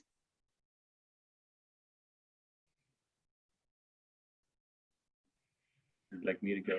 Yes, please. So Steve, do you want to talk about your position, the maintenance worker? Yeah, and I think too, let's talk, yeah, so maintenance worker water 1, the approach there is, you know, guiding and directing more definitive daily and dedicated work to the water system. I know you haven't seen the draft water comprehensive plan yet, but the table I did show, you know, just based on work to be performed that we get to some of, but not all of, it's a 5.3, you know, FTE count. We know we can't go to that immediately. We'll have an approach to build towards that, but this is a step in that direction. I think it's, you know, I don't want to say the mayor wasn't right, but I think part of the other clarification, some of the FTEs that are in the budget, they were previously budgeted. However, there may be some details on what the implications of bringing those positions forward. So the parks worker for 1, the sewer worker for 2. So those are just previous items, budget or not, they are proposed in this budget again as employees that aren't existed. So thank you, Dana, for tracking your diligent highlighting along the way as I narrate the story. So I think that's where we are. I do have a proposed conversion of a maintenance 1 to maintenance 2. That is a workload issue, and our maintenance 2s are commercially driver's licensed, do more driving operation equipment and such. So that is a need. Wouldn't ask if it wasn't incurring. We have staff dedicated to working and doing their job, not throwing their hands up and saying, I'm not that guy, I'm not gonna do it. So everybody participates, you know, knowing we will try to do what we can to right size our ship. I think part of the path of bringing this all forward is showing the strength of, I believe, I've been around a long time, I believe the strength of this budget. the city's revenues. Yes, we are under pandemic. We are doing great, but again, the bulk of public works is fed by the utility and those rates, and we have a job to do for those utilities. I think Mike said it earlier. Clean, safe drinking water is critically important. We've seen things that happen back east. It's just, I don't ever want to have to issue a boil order. So those are things we do not want to be in the business of. And that means system upkeep, and we need to give it much more dedication, as we move forward. So those are kind of my budget items. Oh, there was a conversion to, I think, I don't know if the mayor said it. I was trying to listen, but I'm also doing work over here for Dana's budget book. Assistant engineer to city engineer, right? You have myself as a licensed engineer, state of Washington. Larissa will be testing. And I think the question was asked, yes, it's in there in full. Could it be less? Of course, it could be less in time, but for Dana to go and manage the budget on a month-by-month basis is just something that was put in there in full, with the understanding that, yep, just the one, pass a test, to make sure we are allocating and dedicating and getting the work done that needs to get done for the role to transition to, which believe me, people not even in this department know the dedication and work output that our Larissa does provide. I would be remiss if I stuck around without her. Like, she's incredible in all ways. So we do have a knack. I do pride, our group on that, and in finding people who want to be here, grow their career here, and we treat as that level of importance as they want to be, and earn to be treated as such. So we've had a strong tenure, because it is noticed, I think, that people say, oh, there's a lot of people who've been here a long time. Well, yeah, there are reasons. Pay isn't always one of them. Quality of life, pay is important. Doing what you like and enjoy is also part of that. So we try to keep people around. So I think those are my public works positions. I think that's helpful. Again, one of the key questions here was the last org chart was laid out a little different, not just positions, but kind of the design and the new one. I think the comment was it's hard to kind of compare once the organization chart changes. So you're trying to look and say what's changed and why. It's key that we understand these new positions. I'm pretty sure there will be a simpler table that was provided in the previous budget cycle. And to Dana's kudos here, she got pretty fancy early on in the game. I said, really, this isn't something you roll out till everybody's pretty happy with your work, because now we're going to edit this thing like 4 times, and it's going to be a nightmare, which is proven such. But I think, yeah, there are simpler tables that will be coming forth. If I think she's driven you to one right here. So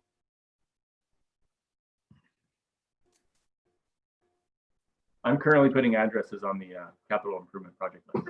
Oh, Steve, I don't. Sometimes there are simple little things, but even myself, I found myself saying, "So where is that water tower exactly?" And I think citizens may have some of those questions. And Mayor Pro Tem, I did forget, as Ms. Mason scrolling down here, is what was previously discussed with the police department transition. Yes. The plan is to promote a lieutenant to police chief and replace a lieutenant with a new recruit. So again, this is one of those examples of position kind of reclassifications that would end up resulting in a significant salary savings for the city. Yeah. I think we'll have more discussions on that as well at Public Safety Committee, but it seemed like there was general support for going through with that transition process. Certainly every city needs to ask, do they have qualified folks? I think we have folks that have been around a long time that have been developing to be able to take that position for police chief when the chief retires. Director Thomas, I don't know if we need necessarily to go into the other positions. I can do it really quick. So Let's yeah, do I that. can. So the building inspector to building inspector / plans examiner, this would be split hybrid position in 2022 that would be an 80-20 split. So 80% building inspection and 20% plans review. And that would then allow, well, a couple of things, partly for succession planning and moving up, but more importantly, it would allow our building official to do more day-to-day management of the department. So we, obviously we're game for that. And we've also trained the existing building inspector. He already has received his certificate. So, we do try to reward them down the line when they make those accomplishments. And then we're also looking at the permit specialist 1 to permit specialist 2. And that's really based on a couple of items. One, an understanding that a management of the development permitting counter, but also having the certification for permit specialist, so that everything is always dependent on making sure that you get your classes in and your certifications as well. And so we want to try and provide those that future for people to move up. That particular position and employee's been with the city for about 20 years. And so I think it would be a good step up. Our building is more complex than it ever has been, in the last 20 years. And so we need a different level of effort and expertise. And we have higher expectations today than we did, years ago. Thank you. Thank you. Mayor, a couple of questions that came up on the budget or the org chart. It doesn't specifically state some positions that we have. I realize they're an example, the PIO, emergency manager. They reside in Public Works. And then we have, I think there's an interim city administrator position on there. I think we never did take away the city administrator position. We just didn't fund it for 2 years. Correct. And so I'm used to seeing, city administrator vacant, just to make it clear, it's still in the budget. We just, it's vacated and we're not funding it for this cycle. We're talking about bringing it back. Those were some changes. Can you talk to those at all? Would it be worthwhile putting the PIO? I'm used to seeing those as an administrative function, and then they might be assigned to Public Works, somebody in Public Works. But I always like to make clear when we have something that's administrative, that it remains administrative and doesn't somehow over the years flow into a specific work group. Yeah, I think Ms. Mason might have some comments, but I think the hard part here is we don't have every position that's listed in the org chart is an approved position that has a job description. And that's where we're not at yet with both PIOs and emergency manager. And again, we're working through some contract issues there. And so until it's a separate position, I don't see that it should be listed here. But that said, what you might be able to do is put a little drop down box, like under whichever project manager or officer handles those roles, and just put a little small drop down box that also adds that additional role. But until we get through collective bargaining and the workload analysis, I think that we're likely to see some changes to how, obviously we all know that the city, the way it has done in the past, isn't working for anybody. And so I think at that point, when we get some of those changes done, that we can do at the next budget amendment, we can update the chart with whatever changes are official. But in the meantime, it doesn't hurt to just put like what their additional responsibilities are. Mm-hmm. It's just, but they're not a separate position. They're part of an FTE. And in this, in the organization chart, you're looking at the whole positions, not necessarily which departments they're split out in overall. Because some of those public works votes are general fund. Yeah. So that would be my suggestion, but I don't know if Ms. Mason has any other thoughts to add to that. Because the last thing I want to do also is make it look like we have a lot more employees than we actually do. No, I appreciate that. Thank you. Director Mason? Our finance intern did the org chart, and my only instructions to him were just to make it look a little more modern and streamlined than our old org chart. So that's why we have a different one. It's just because we wanted it to look a little cleaner and not so you know, See. org charty. I guess. Yeah, by the way, I like this org chart, the way it was laid out. Sometimes we have discussions on items and not necessarily lead to any change. Right. You're just So trying to, I'll add a PIO designations. yeah, sometimes what we can do rather than include it in the org chart is you can put a star down below and just say, hey, these positions, you know, so it's not part of the org chart per se, but it just says we do have a PIO, you know, it's not a full-time position. It's, you know, provided to an employee in a specific work group.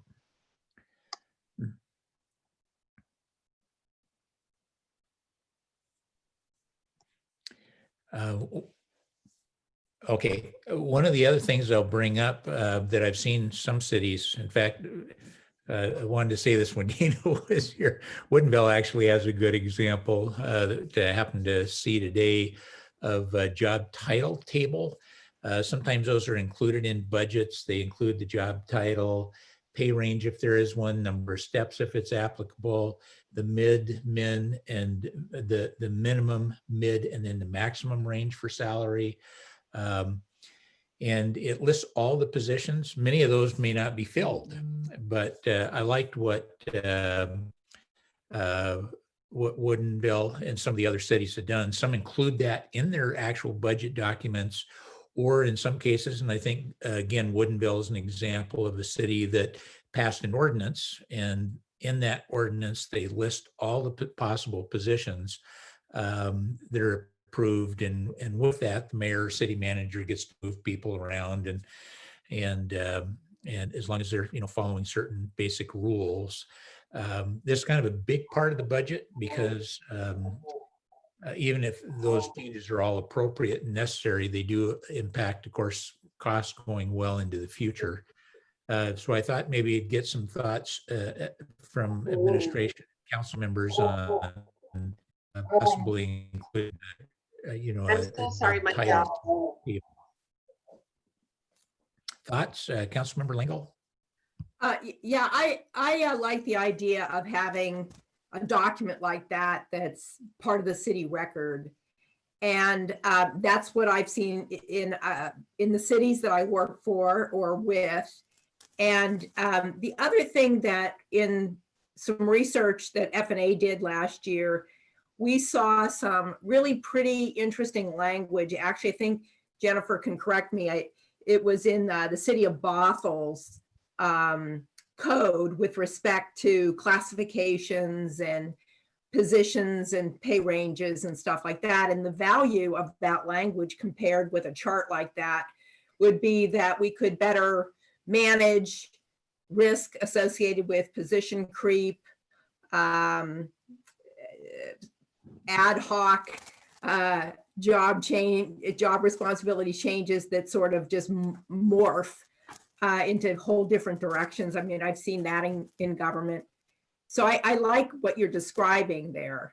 And then if once we have something like that in place, we could maybe go back to and look at what Bothell had put together under their personnel management to see if that's appropriate for, you know, possibly code change. Yeah. Okay. So I was going to do something similar to this. This is the 2020 salaries. So we won't be able to put, because we're going during negotiations right now, we won't be able to put in anything except 2020. But this is kind of an idea. And then we would do the salary ordinance is what I was thinking once we were finished with negotiations. But I will look at Bothell and see how theirs is laid out. This is kind of similar to what Lake Forest Park does, I believe. I like this. Yeah, that really gets towards what we were talking about with the steps. I think my goal here isn't to have more control of it, but to lay out a process for promotions. And usually HR departments do that. We don't have an HR director, so that falls on, of course, the mayor and everybody else. Hopefully a city administrator in the future will come with that background. But I think that would be helpful for us. provide a certain amount of discretion for the mayor and directors to have all that spelled out and be able to make those adjustments where they're appropriate. We've been going for a couple hours. Jody, if you can help me out here, we're going till 8 o'clock is my understanding. Is that correct? I did not post in end time. We can go to midnight. But That's you a might no, have some.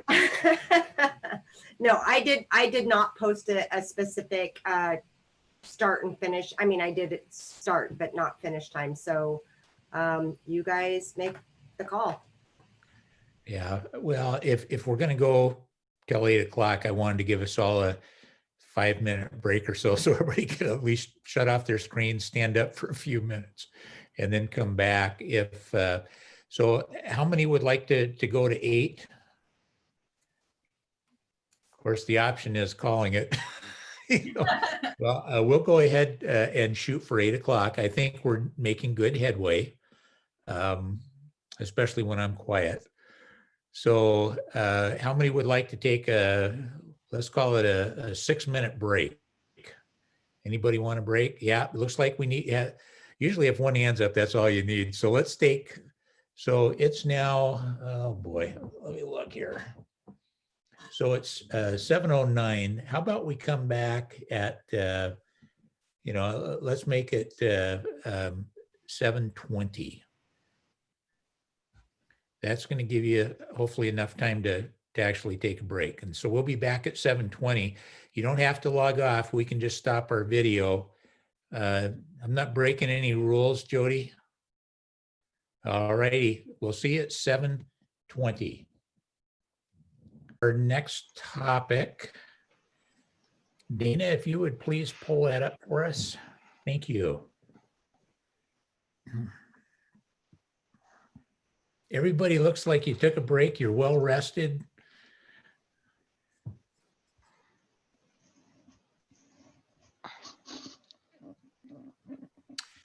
So just to wrap this last one up, I don't know that we're looking at necessarily changing it back. I'm hoping that some of the discussion we had helps to understand what those changes were. It's not unusual to change organization charts and design layout. I'll just ask council, are you comfortable with the organization chart that's in there currently? Change it so I can see everybody. Everybody seems to be pretty happy with it. Seems like the majority are. If we have specific questions about things, we can certainly bring those up again as we move on in the budget here. Next item, discuss new revenues. I think part of any good budget discussion is how are we doing? We certainly know that proposition passed in the past that limits increases in property taxes to 1% approved by voters. So we stick to that.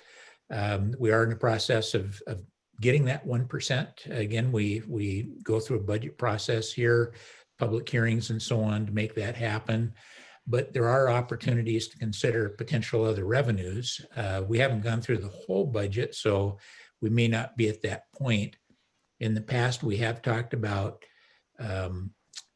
going to our citizens and requesting a public safety sales tax that would allow us to fund our police and maybe have additional monies from our general fund or other sources to help with parks, because parks is, we don't have a parks department, and they say money can be pretty tight overall.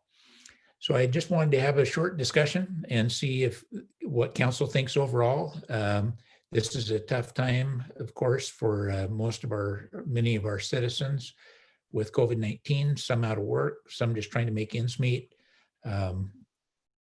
But we do look at the long picture as well. This is a 2-year budget. Not something anyone wants to necessarily talk about, but I'll just open the floor here to see if folks' thoughts, comments. Oh, that's a popular topic. Councilmember Langle. Well, I mean, I do think once we have even some very basic stuff on financial planning, that it's going to help us understand options much better. But the work that's been done so far, both by, Councilmember Naplin, notably for sure, and our current finance director, who's awesome. We know there's this inevitable, unfortunate intersect on general fund, and it's not unique to Duval. It's something, so many places are confronted with. So public safety sales tax is probably one of the ones that citizens would understand the most. We have a very high quality police department, and I don't think most citizens are going to want to give that up.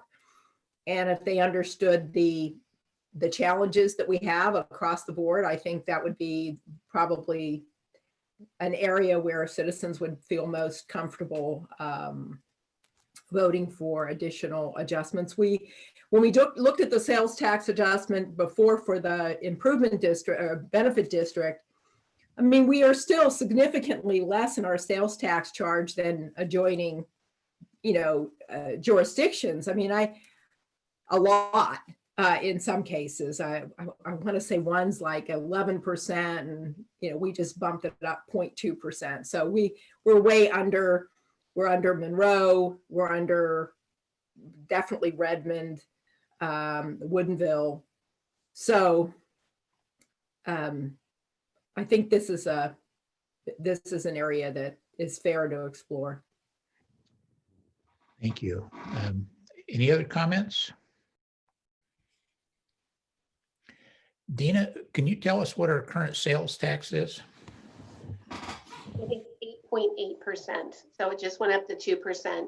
And the public safety sales tax is an additional 0.1%. So it would bring about around $150,000 a year.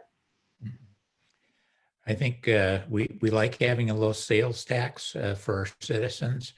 One of the reasons it's nice to use a sales tax is other people come through Duval and purchase things, whether it's at the hardware store or they're going through town and decide to stop and get a bite to eat. And it's kind of nice to know that other folks are helping pay in, that sales tax and help fund our city as well. So the fact it's so low, that would probably be an area we could look at. Any other comments from council? Councilmember Naplin. At this point, I don't think I would be interested in looking at additional revenue sources such as this, although this was the one option that I would consider in the future. It just feels like within this next biennium, just with coronavirus and I don't think I would want to move forward on that during this biennium. I do think that we will be having the levy for the ball field and the SRO expire. And so perhaps, trying to line those up so that one picks up when another falls off, possibly. I don't know. I just don't feel right about doing it right now. I think there's a lot of people really struggling and we don't know what's going to come in the future due to coronavirus. So I wouldn't be in favor now. Oh, thank you. Councilmember Lingle. Yeah, I'd like to add a little bit to this, which is that now the one bond is last payment. You correct me, Dana, but I'm trying to memorize this all now. One bond payment is finished in 2024. There's the other one in 2025. So we're looking at a 4-year gap here that we have to be aware of in terms of this intersect between what we can do on property taxes and preservation of the general fund and other escalation of costs. The other thing I would say is that one of the things I think we can do better in the area of preparing voters is doing a little bit of, I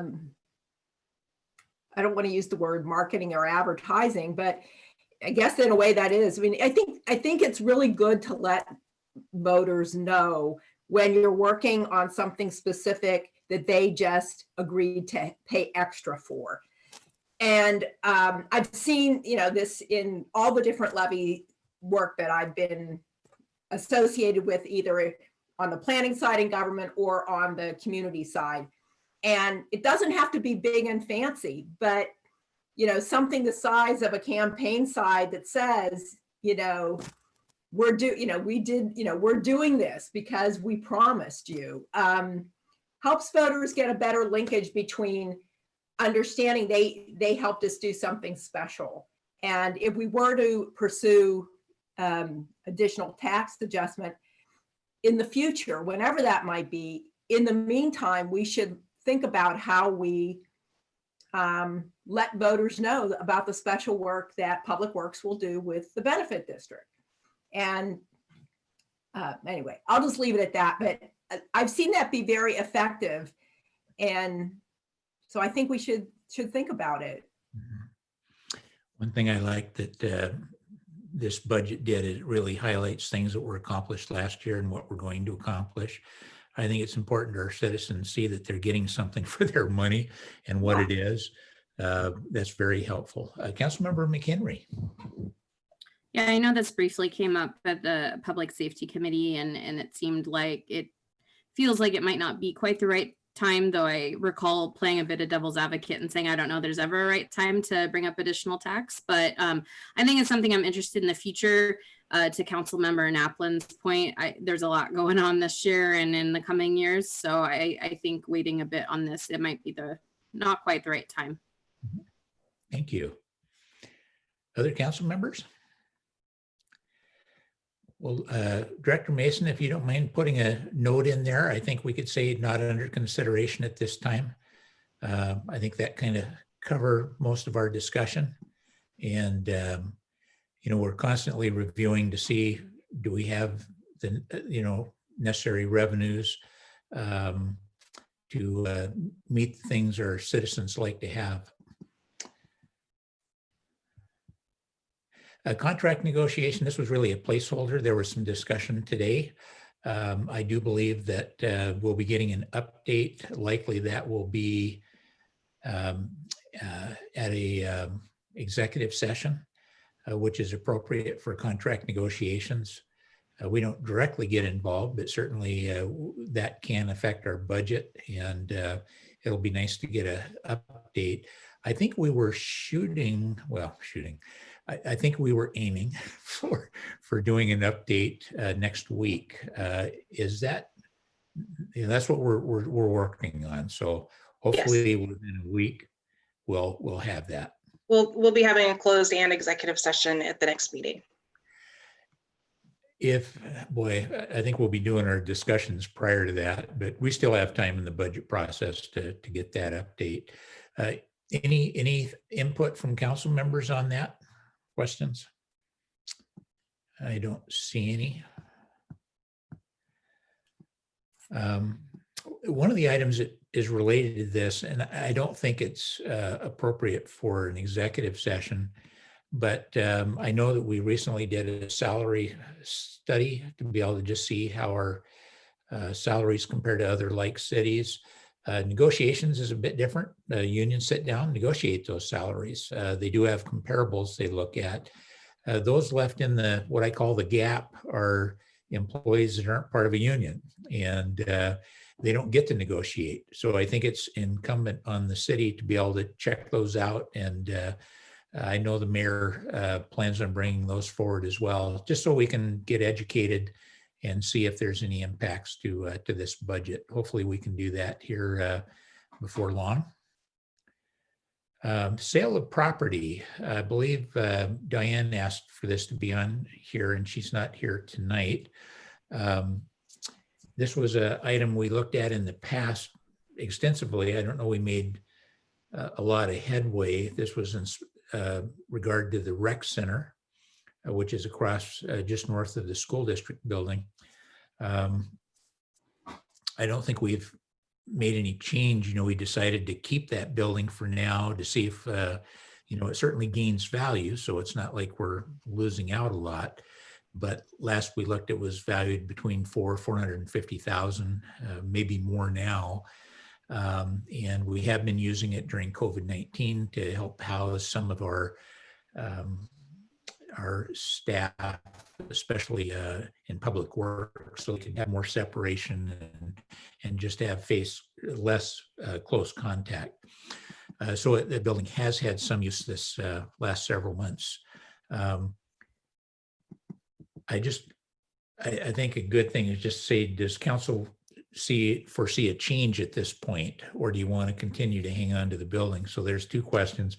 How many would just like to hang on to the building for now and continue the way we've been going? So that seems like a majority of folks. It doesn't mean during the year we can't change that, obviously, but I think for this budget decision, Councilmember Lingle. Yeah, this issue actually ties into something I brought up later on about the facility CIP and the facility study. Because what I would envision, and I think what we talked about at our work session last February, was really taking, using that facility study to flush out this type of specific decision. And so the scope of that facility study is really important for me, because it will drive other decisions, possibly in the 2021 budget, but relative to, say, the Public Works building and that type of thing, but also maybe even more so in the 2022 budget. So to me, sale of property and the facility study are interrelated. Well, thank you. Other comments? Councilmember Naplin. And then Mayor Okerlander. Councilmember Lango brought up a really good point, and it reminded me that this capital facility study plan is really something that will be used to inform policy. And I just wanted to put it out there that I'd love to see a collaborative approach at trying to, sort out the scope of what kind of information council will need to make certain decisions. Yeah, and hindsight, it's kind of unfair looking back, but I'm so thankful we did keep the rec center. It's been vital, and if we do some kind of remodel in one of our other buildings, it'll be nice to have another spot to put people during the construction. So I'm glad we kept it. Definitely look forward to a capital facility study where we can learn more. But I would like council to be involved in helping set kind of that scope and the goals of that. Thank you. Mayor Okerlander. Yeah, I just wanted to say to the point of the potential Public Works building remodel, that we may need that building temporarily for staff. And if we don't get the remodel, we may need it for staff as well. So until we know where we're at, I would say hold on it, but still not rule it out.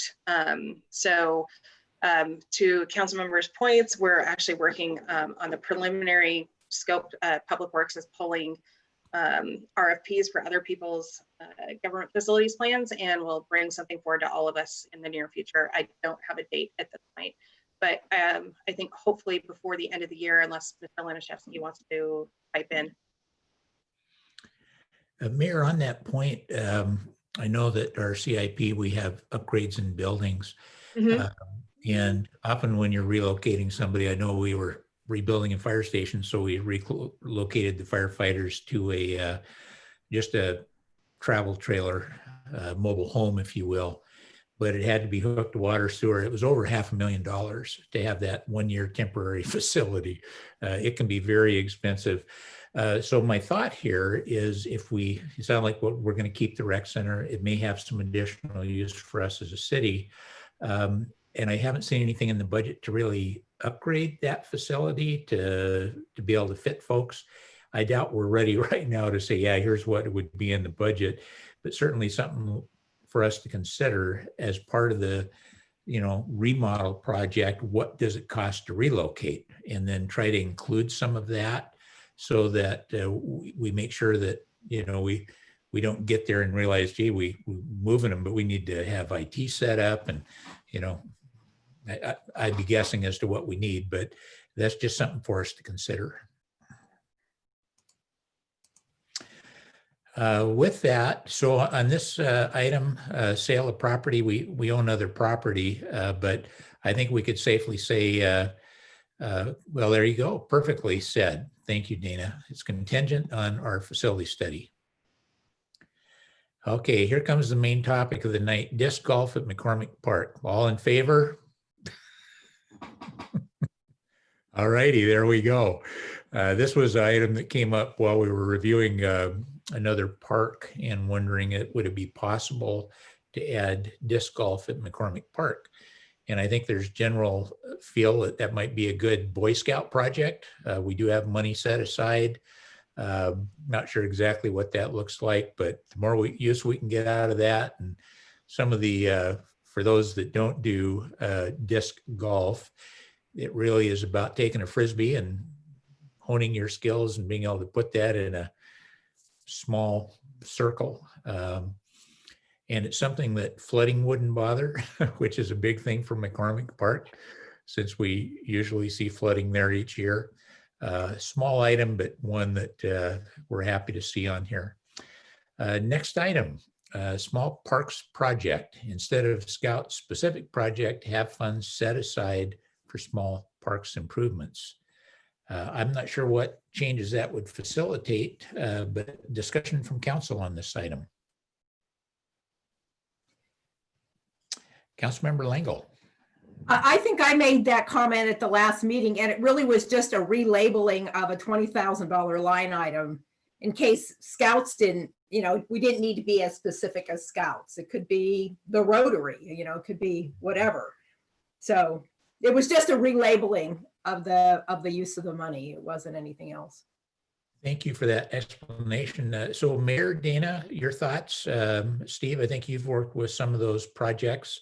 Could we relabel that so that it would be more inclusive for anyone that might be outside of the Scouts that have a project they want to bring forward? Yeah, I have no opposition to increase flexibility. That's always better than the opposite. I have no opposition, and I would love to take REAP funding away and use the park levy funds for it. So is there general support from council? Show of hands for renaming this? Yeah, it looks like the majority would like to move that way. If we could retitle that, add a little more flexibility. This next item, prioritization of CIP. This came from our discussion with Director Laniszewski. Steve has as part of Public Works, he has a rather sizable and ambitious goal of getting a lot of projects done. And I don't think there was disagreement on the projects, but I think there was a general sense that it was a lot of projects. We have limited staff. And even if we have all the funding we need and we get the monies from other sources, grants specifically, that we may not have the capability to get all those done. It doesn't mean they shouldn't be on a list. This was just simply saying maybe we ought to prioritize those. So if we can't get to some, we get to those that are most important first. Steve, your thoughts on it? Yeah, my intent is to take the CIP table at the back of the budget book, if it ever opens again for me. Sorry, Dana.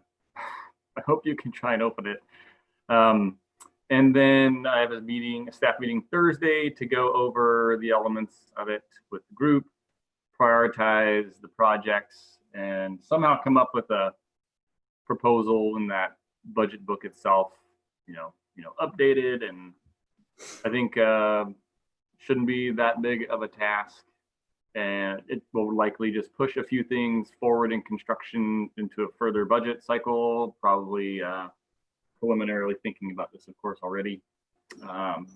Getting design work implemented and making a couple things, shovel ready, so to speak, for the next budget go round. So yeah, we did talk about the capital government facilities assessment. So we are looking into putting some scoping material together, coming forward with something on that. I won't say we don't want to miss the opportunity, but if everybody still is in support, right, we have funds that are there that need to be managed fairly quickly. We have a list of projects that could use funding to do. And I think we all know the city needs a comprehensive plan looking at all the properties we do own and the ones that are coming online. Let's not forget there's things coming. We have no idea what we're going to do with. So yeah, a significant strategy should be put forward.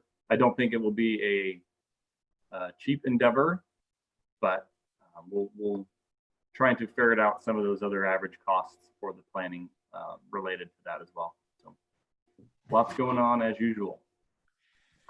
Thank you, Steve.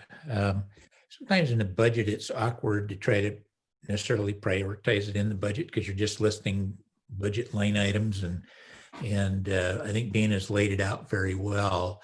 So sometimes that priority is listed either in budget notes, you know, that these are the main things that we'll be working on in order, or it might be you just relate to another document, and those other documents outline what the priorities are. So I think we could consider that as well. It's probably a bigger discussion other than just how it's laid out and just prioritizing. There's CIP is a huge part of our budget. So I'll just open it up for council, see if there's any comments about CIP in general or about how we prioritize, or maybe it's just what you think a priority is. As an example, I was so happy to see upgrades to Third.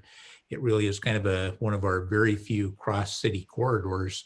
And with the project at Big Rock going through and Third being pushed through the Safeway easily, I think that street needs to have some major upgrades, including sidewalks and widening, especially by the park where it's so narrow.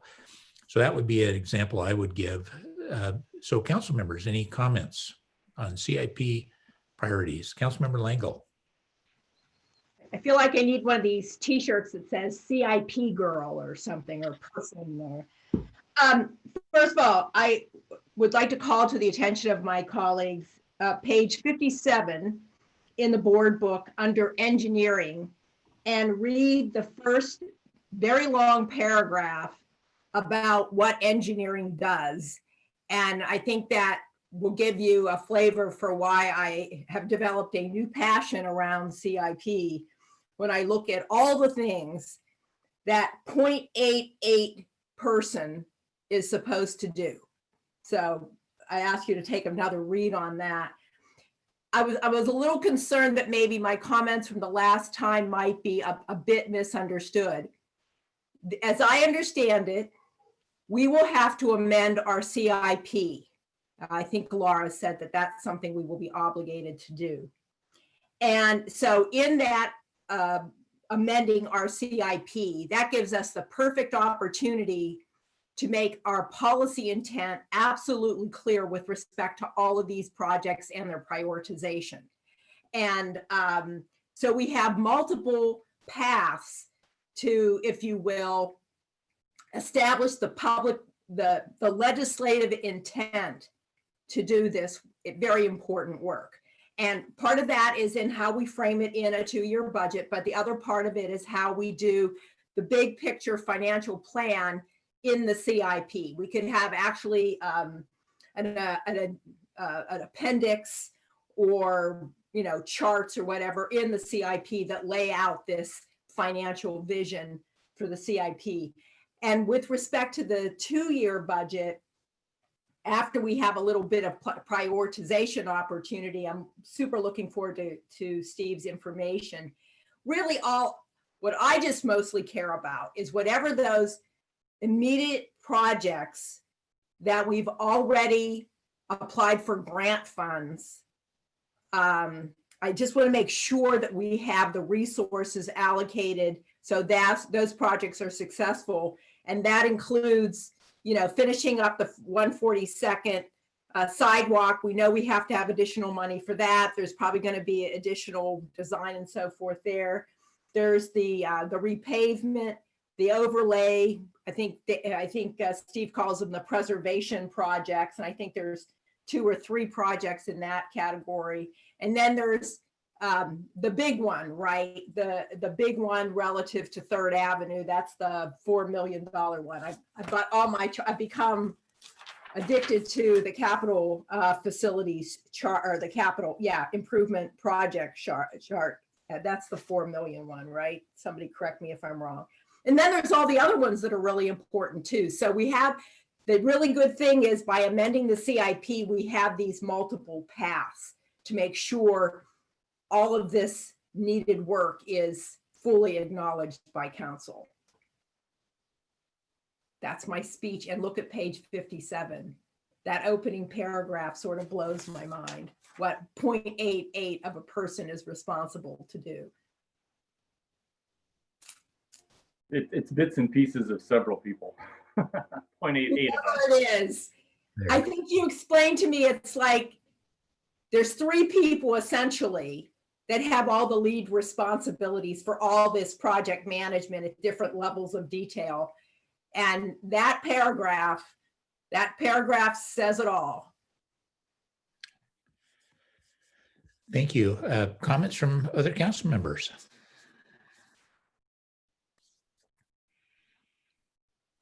All in favor of giving Steve 6 more employees? Yeah, one of the big challenges in a smaller city is just how do you get all the work done? And I think we all appreciate how hard our staff work. We said it before, the budget is one of council's largest, or is the council's largest, list of priorities. And I think prioritizing these projects will be helpful. There are other documents that help do that. How do we get it all done? How do we help, as a council, our staff? There's just a lot to get done here. I'm not sure what to put on this specifically. We have additional topics that will cover the CIP. So, I think just put that, we're continuing to review this in the budget so that as we get to other topics, I think they're more specific about how we go about looking and making sure our budget is set up for success. Councilmember Naplin. This is just super quick. I think when I look at the CIP list and prioritization, it's really hard for me to have any input on prioritization because we really are in the middle of finishing up a water comp plan and a sewer comp plan. And I think those documents are intended to provide information to help us prioritize. And so I'm really going off trusting and knowing honestly that Director Laniszewski is working very closely with them and helping us know what the next project is. Maybe Director Laniszewski could mention how he's worked out what projects should be prioritized. And I don't know if any of these projects, the reason they're prioritized is we have to get them done before a certain date. So they really have to be in this budget because if we don't, we'll have a catastrophic failure or, and then we have growth related projects. And it sounds like that we will be looking at that with sewer. How long are we eating down balances now that we're going to need for these growth projects? Those are all questions I don't have access to information to be able to answer. So I'm really leaning on our director to do that work for us. And so anyway. Yeah, very well said. I think the message there is, we get to know each other. But Steve, I know for me personally, I trust your experience. We do lean heavily on our directors to help guide us through these processes. We don't always nail them perfectly. There are adjustments throughout the year. It's such a big part of the budget. It's hard to get totally comfortable that is all this actually going to come together, and that's a lot of money involved, a lot of coordination to make these things happen. But I also realize there's a lot of discussion that you have with City Council as we move these things forward.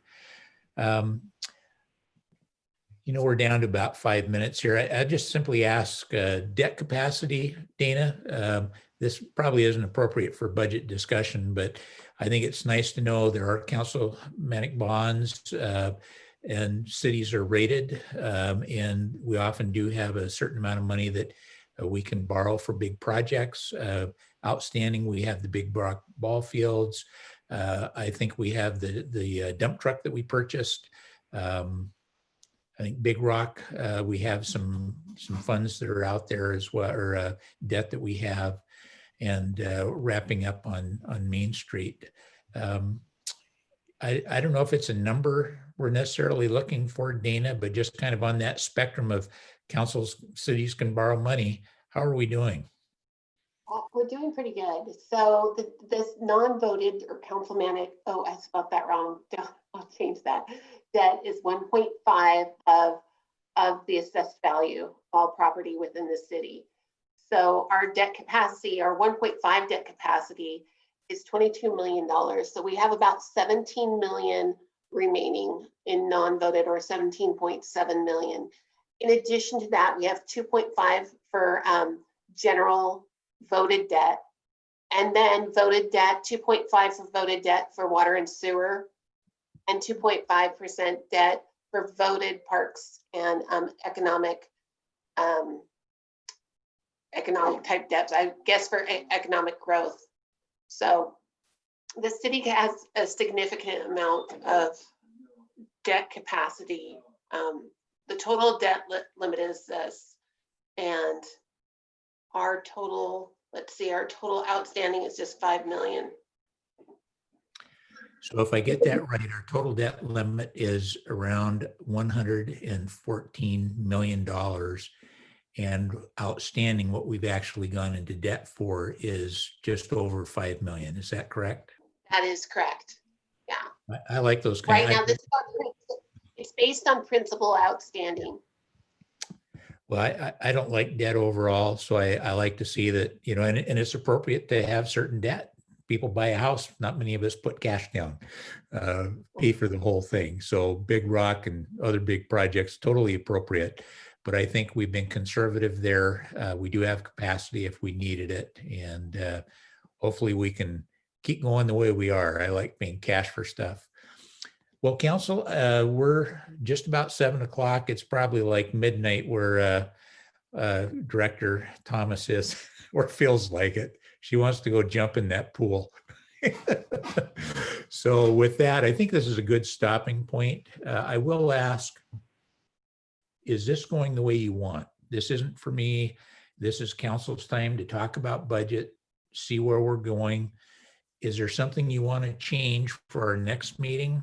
And I'll feel free to add to this list. As you read through the budget, other questions come up. So is this going the way you want? What would you change?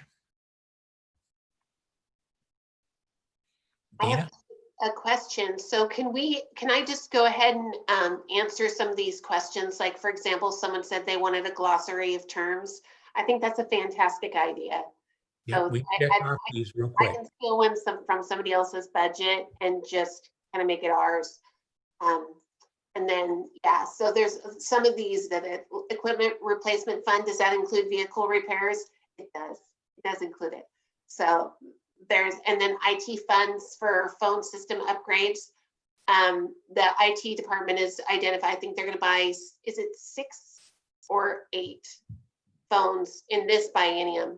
Oh, 6, thank you.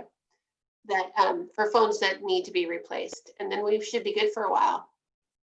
So I'll just put those answers in. Anything we can answer that's not like monetary related, we can just put in here for you to look at. That might be a good way to do it. Well, I vote that Dana run the next meeting. She just finished 10 items in about 10 seconds, and I couldn't do that in 2-3 hours. So, nicely done. I think Councilmember Hoag had her hand up a minute ago. Councilmember Hoag. I just wanted to say I really appreciate being able to keep on task and be able to have discussions about a lot of aspects of the budget. And I'd like to just keep it the way it's going. I think, and if there's more to add to our matrix, I think that's great. But I'd like to be able to, at the next CAL, be able to continue the conversation. We will. We have a few more meetings, I think at least two, where the only thing on the agenda is council discussions on the budget. Councilmember Naplin. So I just wanted to follow up on something I think it was Steve said about the budget book and how great it is to have this budget book, but then every time you make changes, do you go back and implement them inside the budget book? And I just wanted to say that my preference is that as we're kind of iteratively going through and making changes, seeing how it flows through, that maybe we don't need to update the budget book every time. And maybe you already had plans to not do that, but I was starting to feel really nervous as we're coming up with all these ideas that you would feel, you know, like you needed to do that. I mean, updated spreadsheets and updated, you know, certain things would be sufficient for me. I don't know how everyone else feels. I just, the thought of you going back and updating the budget book on every time we go through this makes me feel sick. So my plan is just to update the spreadsheets and then give you an overview of the updates. So for both the 2019-2020 budget adjustments and then for this as well. So, and then hopefully by December 1st, we'll have hopefully that will be the final one, but if it's not, that's fine. But if we do think the December 1st budget meeting, or is it the second, I can't remember, is going to be the final one, then I'll try to have a final budget book by then. So.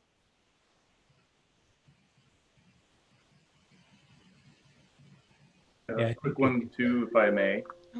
As we're consuming a lot of time on budget, which is fantastic, I just want you folks to know we do need to get the Big Rock fees updated by the end of the year. So that may be more of a 2-meeting deal instead of 3 touches. So just so you guys are aware, that I just want to make sure we're beginning working on that. But the agendas as we look forward are packed. Yeah. So heads up. Packed. Most of those discussions, by the way, we've moved to city council, so we have that free time at the COW much as possible to discuss budget. Yeah, Cal for budget, but the agendas are packed. Yeah. Director Thomas. I just want to echo what Steve had to say. Our budgets are really packed. I think our next meeting, to me, it looks like about a 3+ hour meeting, maybe longer. So I just want to make sure that, you know, we're trying to use our time effectively and council's time effectively. You know, we're certainly not here to try and say, okay, do it one and done. But I think if there are some cases where we can do it in 2 touches, you know, there are a lot of things that you can do in 1 touch, but I think there are a lot that you can do in 2, some things that we've already seen at least once. So we have a meeting with our Mayor Pro Tem on Thursday to go over our next council meeting and kind of our forwarding. We've had really good weekly meetings with the Mayor Pro Tem the last at least month. But Dana, I did want one item, and I know that we've talked about it, but the property tax one, we actually have to complete because it has to, and I think we have to make a decision on it on the 17th, correct? Because that's our last meeting of November. So that's just one thing to think about, that we're going to be moving forward that has to have a final decision at this next meeting. So that's you. pretty automatic, that 1%. I mean, there's discussion and we've talked about it. Is council, one of the things I work on in Mayor Pro Tem meetings, is there anything that we can just put on the consent agenda? And at this point, if council's comfortable, we've had public hearing, as I recall, so we've gone to our citizens. Is council comfortable putting the 1% sales tax on the consent agenda? If I could see hands on that. It's okay if you don't feel comfortable, but if you're comfortable with that, we'll put it on consent. It looks like you still want to discuss it. So I'm fine with that. That was one. Mayor Pro Tem, I would double check the rules because as far as what can be on consent, I'm not sure that tax increases can be on consent. That's true. That's true. Well, thank you for that, everybody. Well, thank you for the discussion. I'm certainly available to, you know, if things come up that you want to discuss as council members to talk about those and streamline this process. Remind those of us on the Public Safety Committee, we meet at 11:30 with the chief tomorrow. And with that, our meeting is adjourned. Thank you, everyone.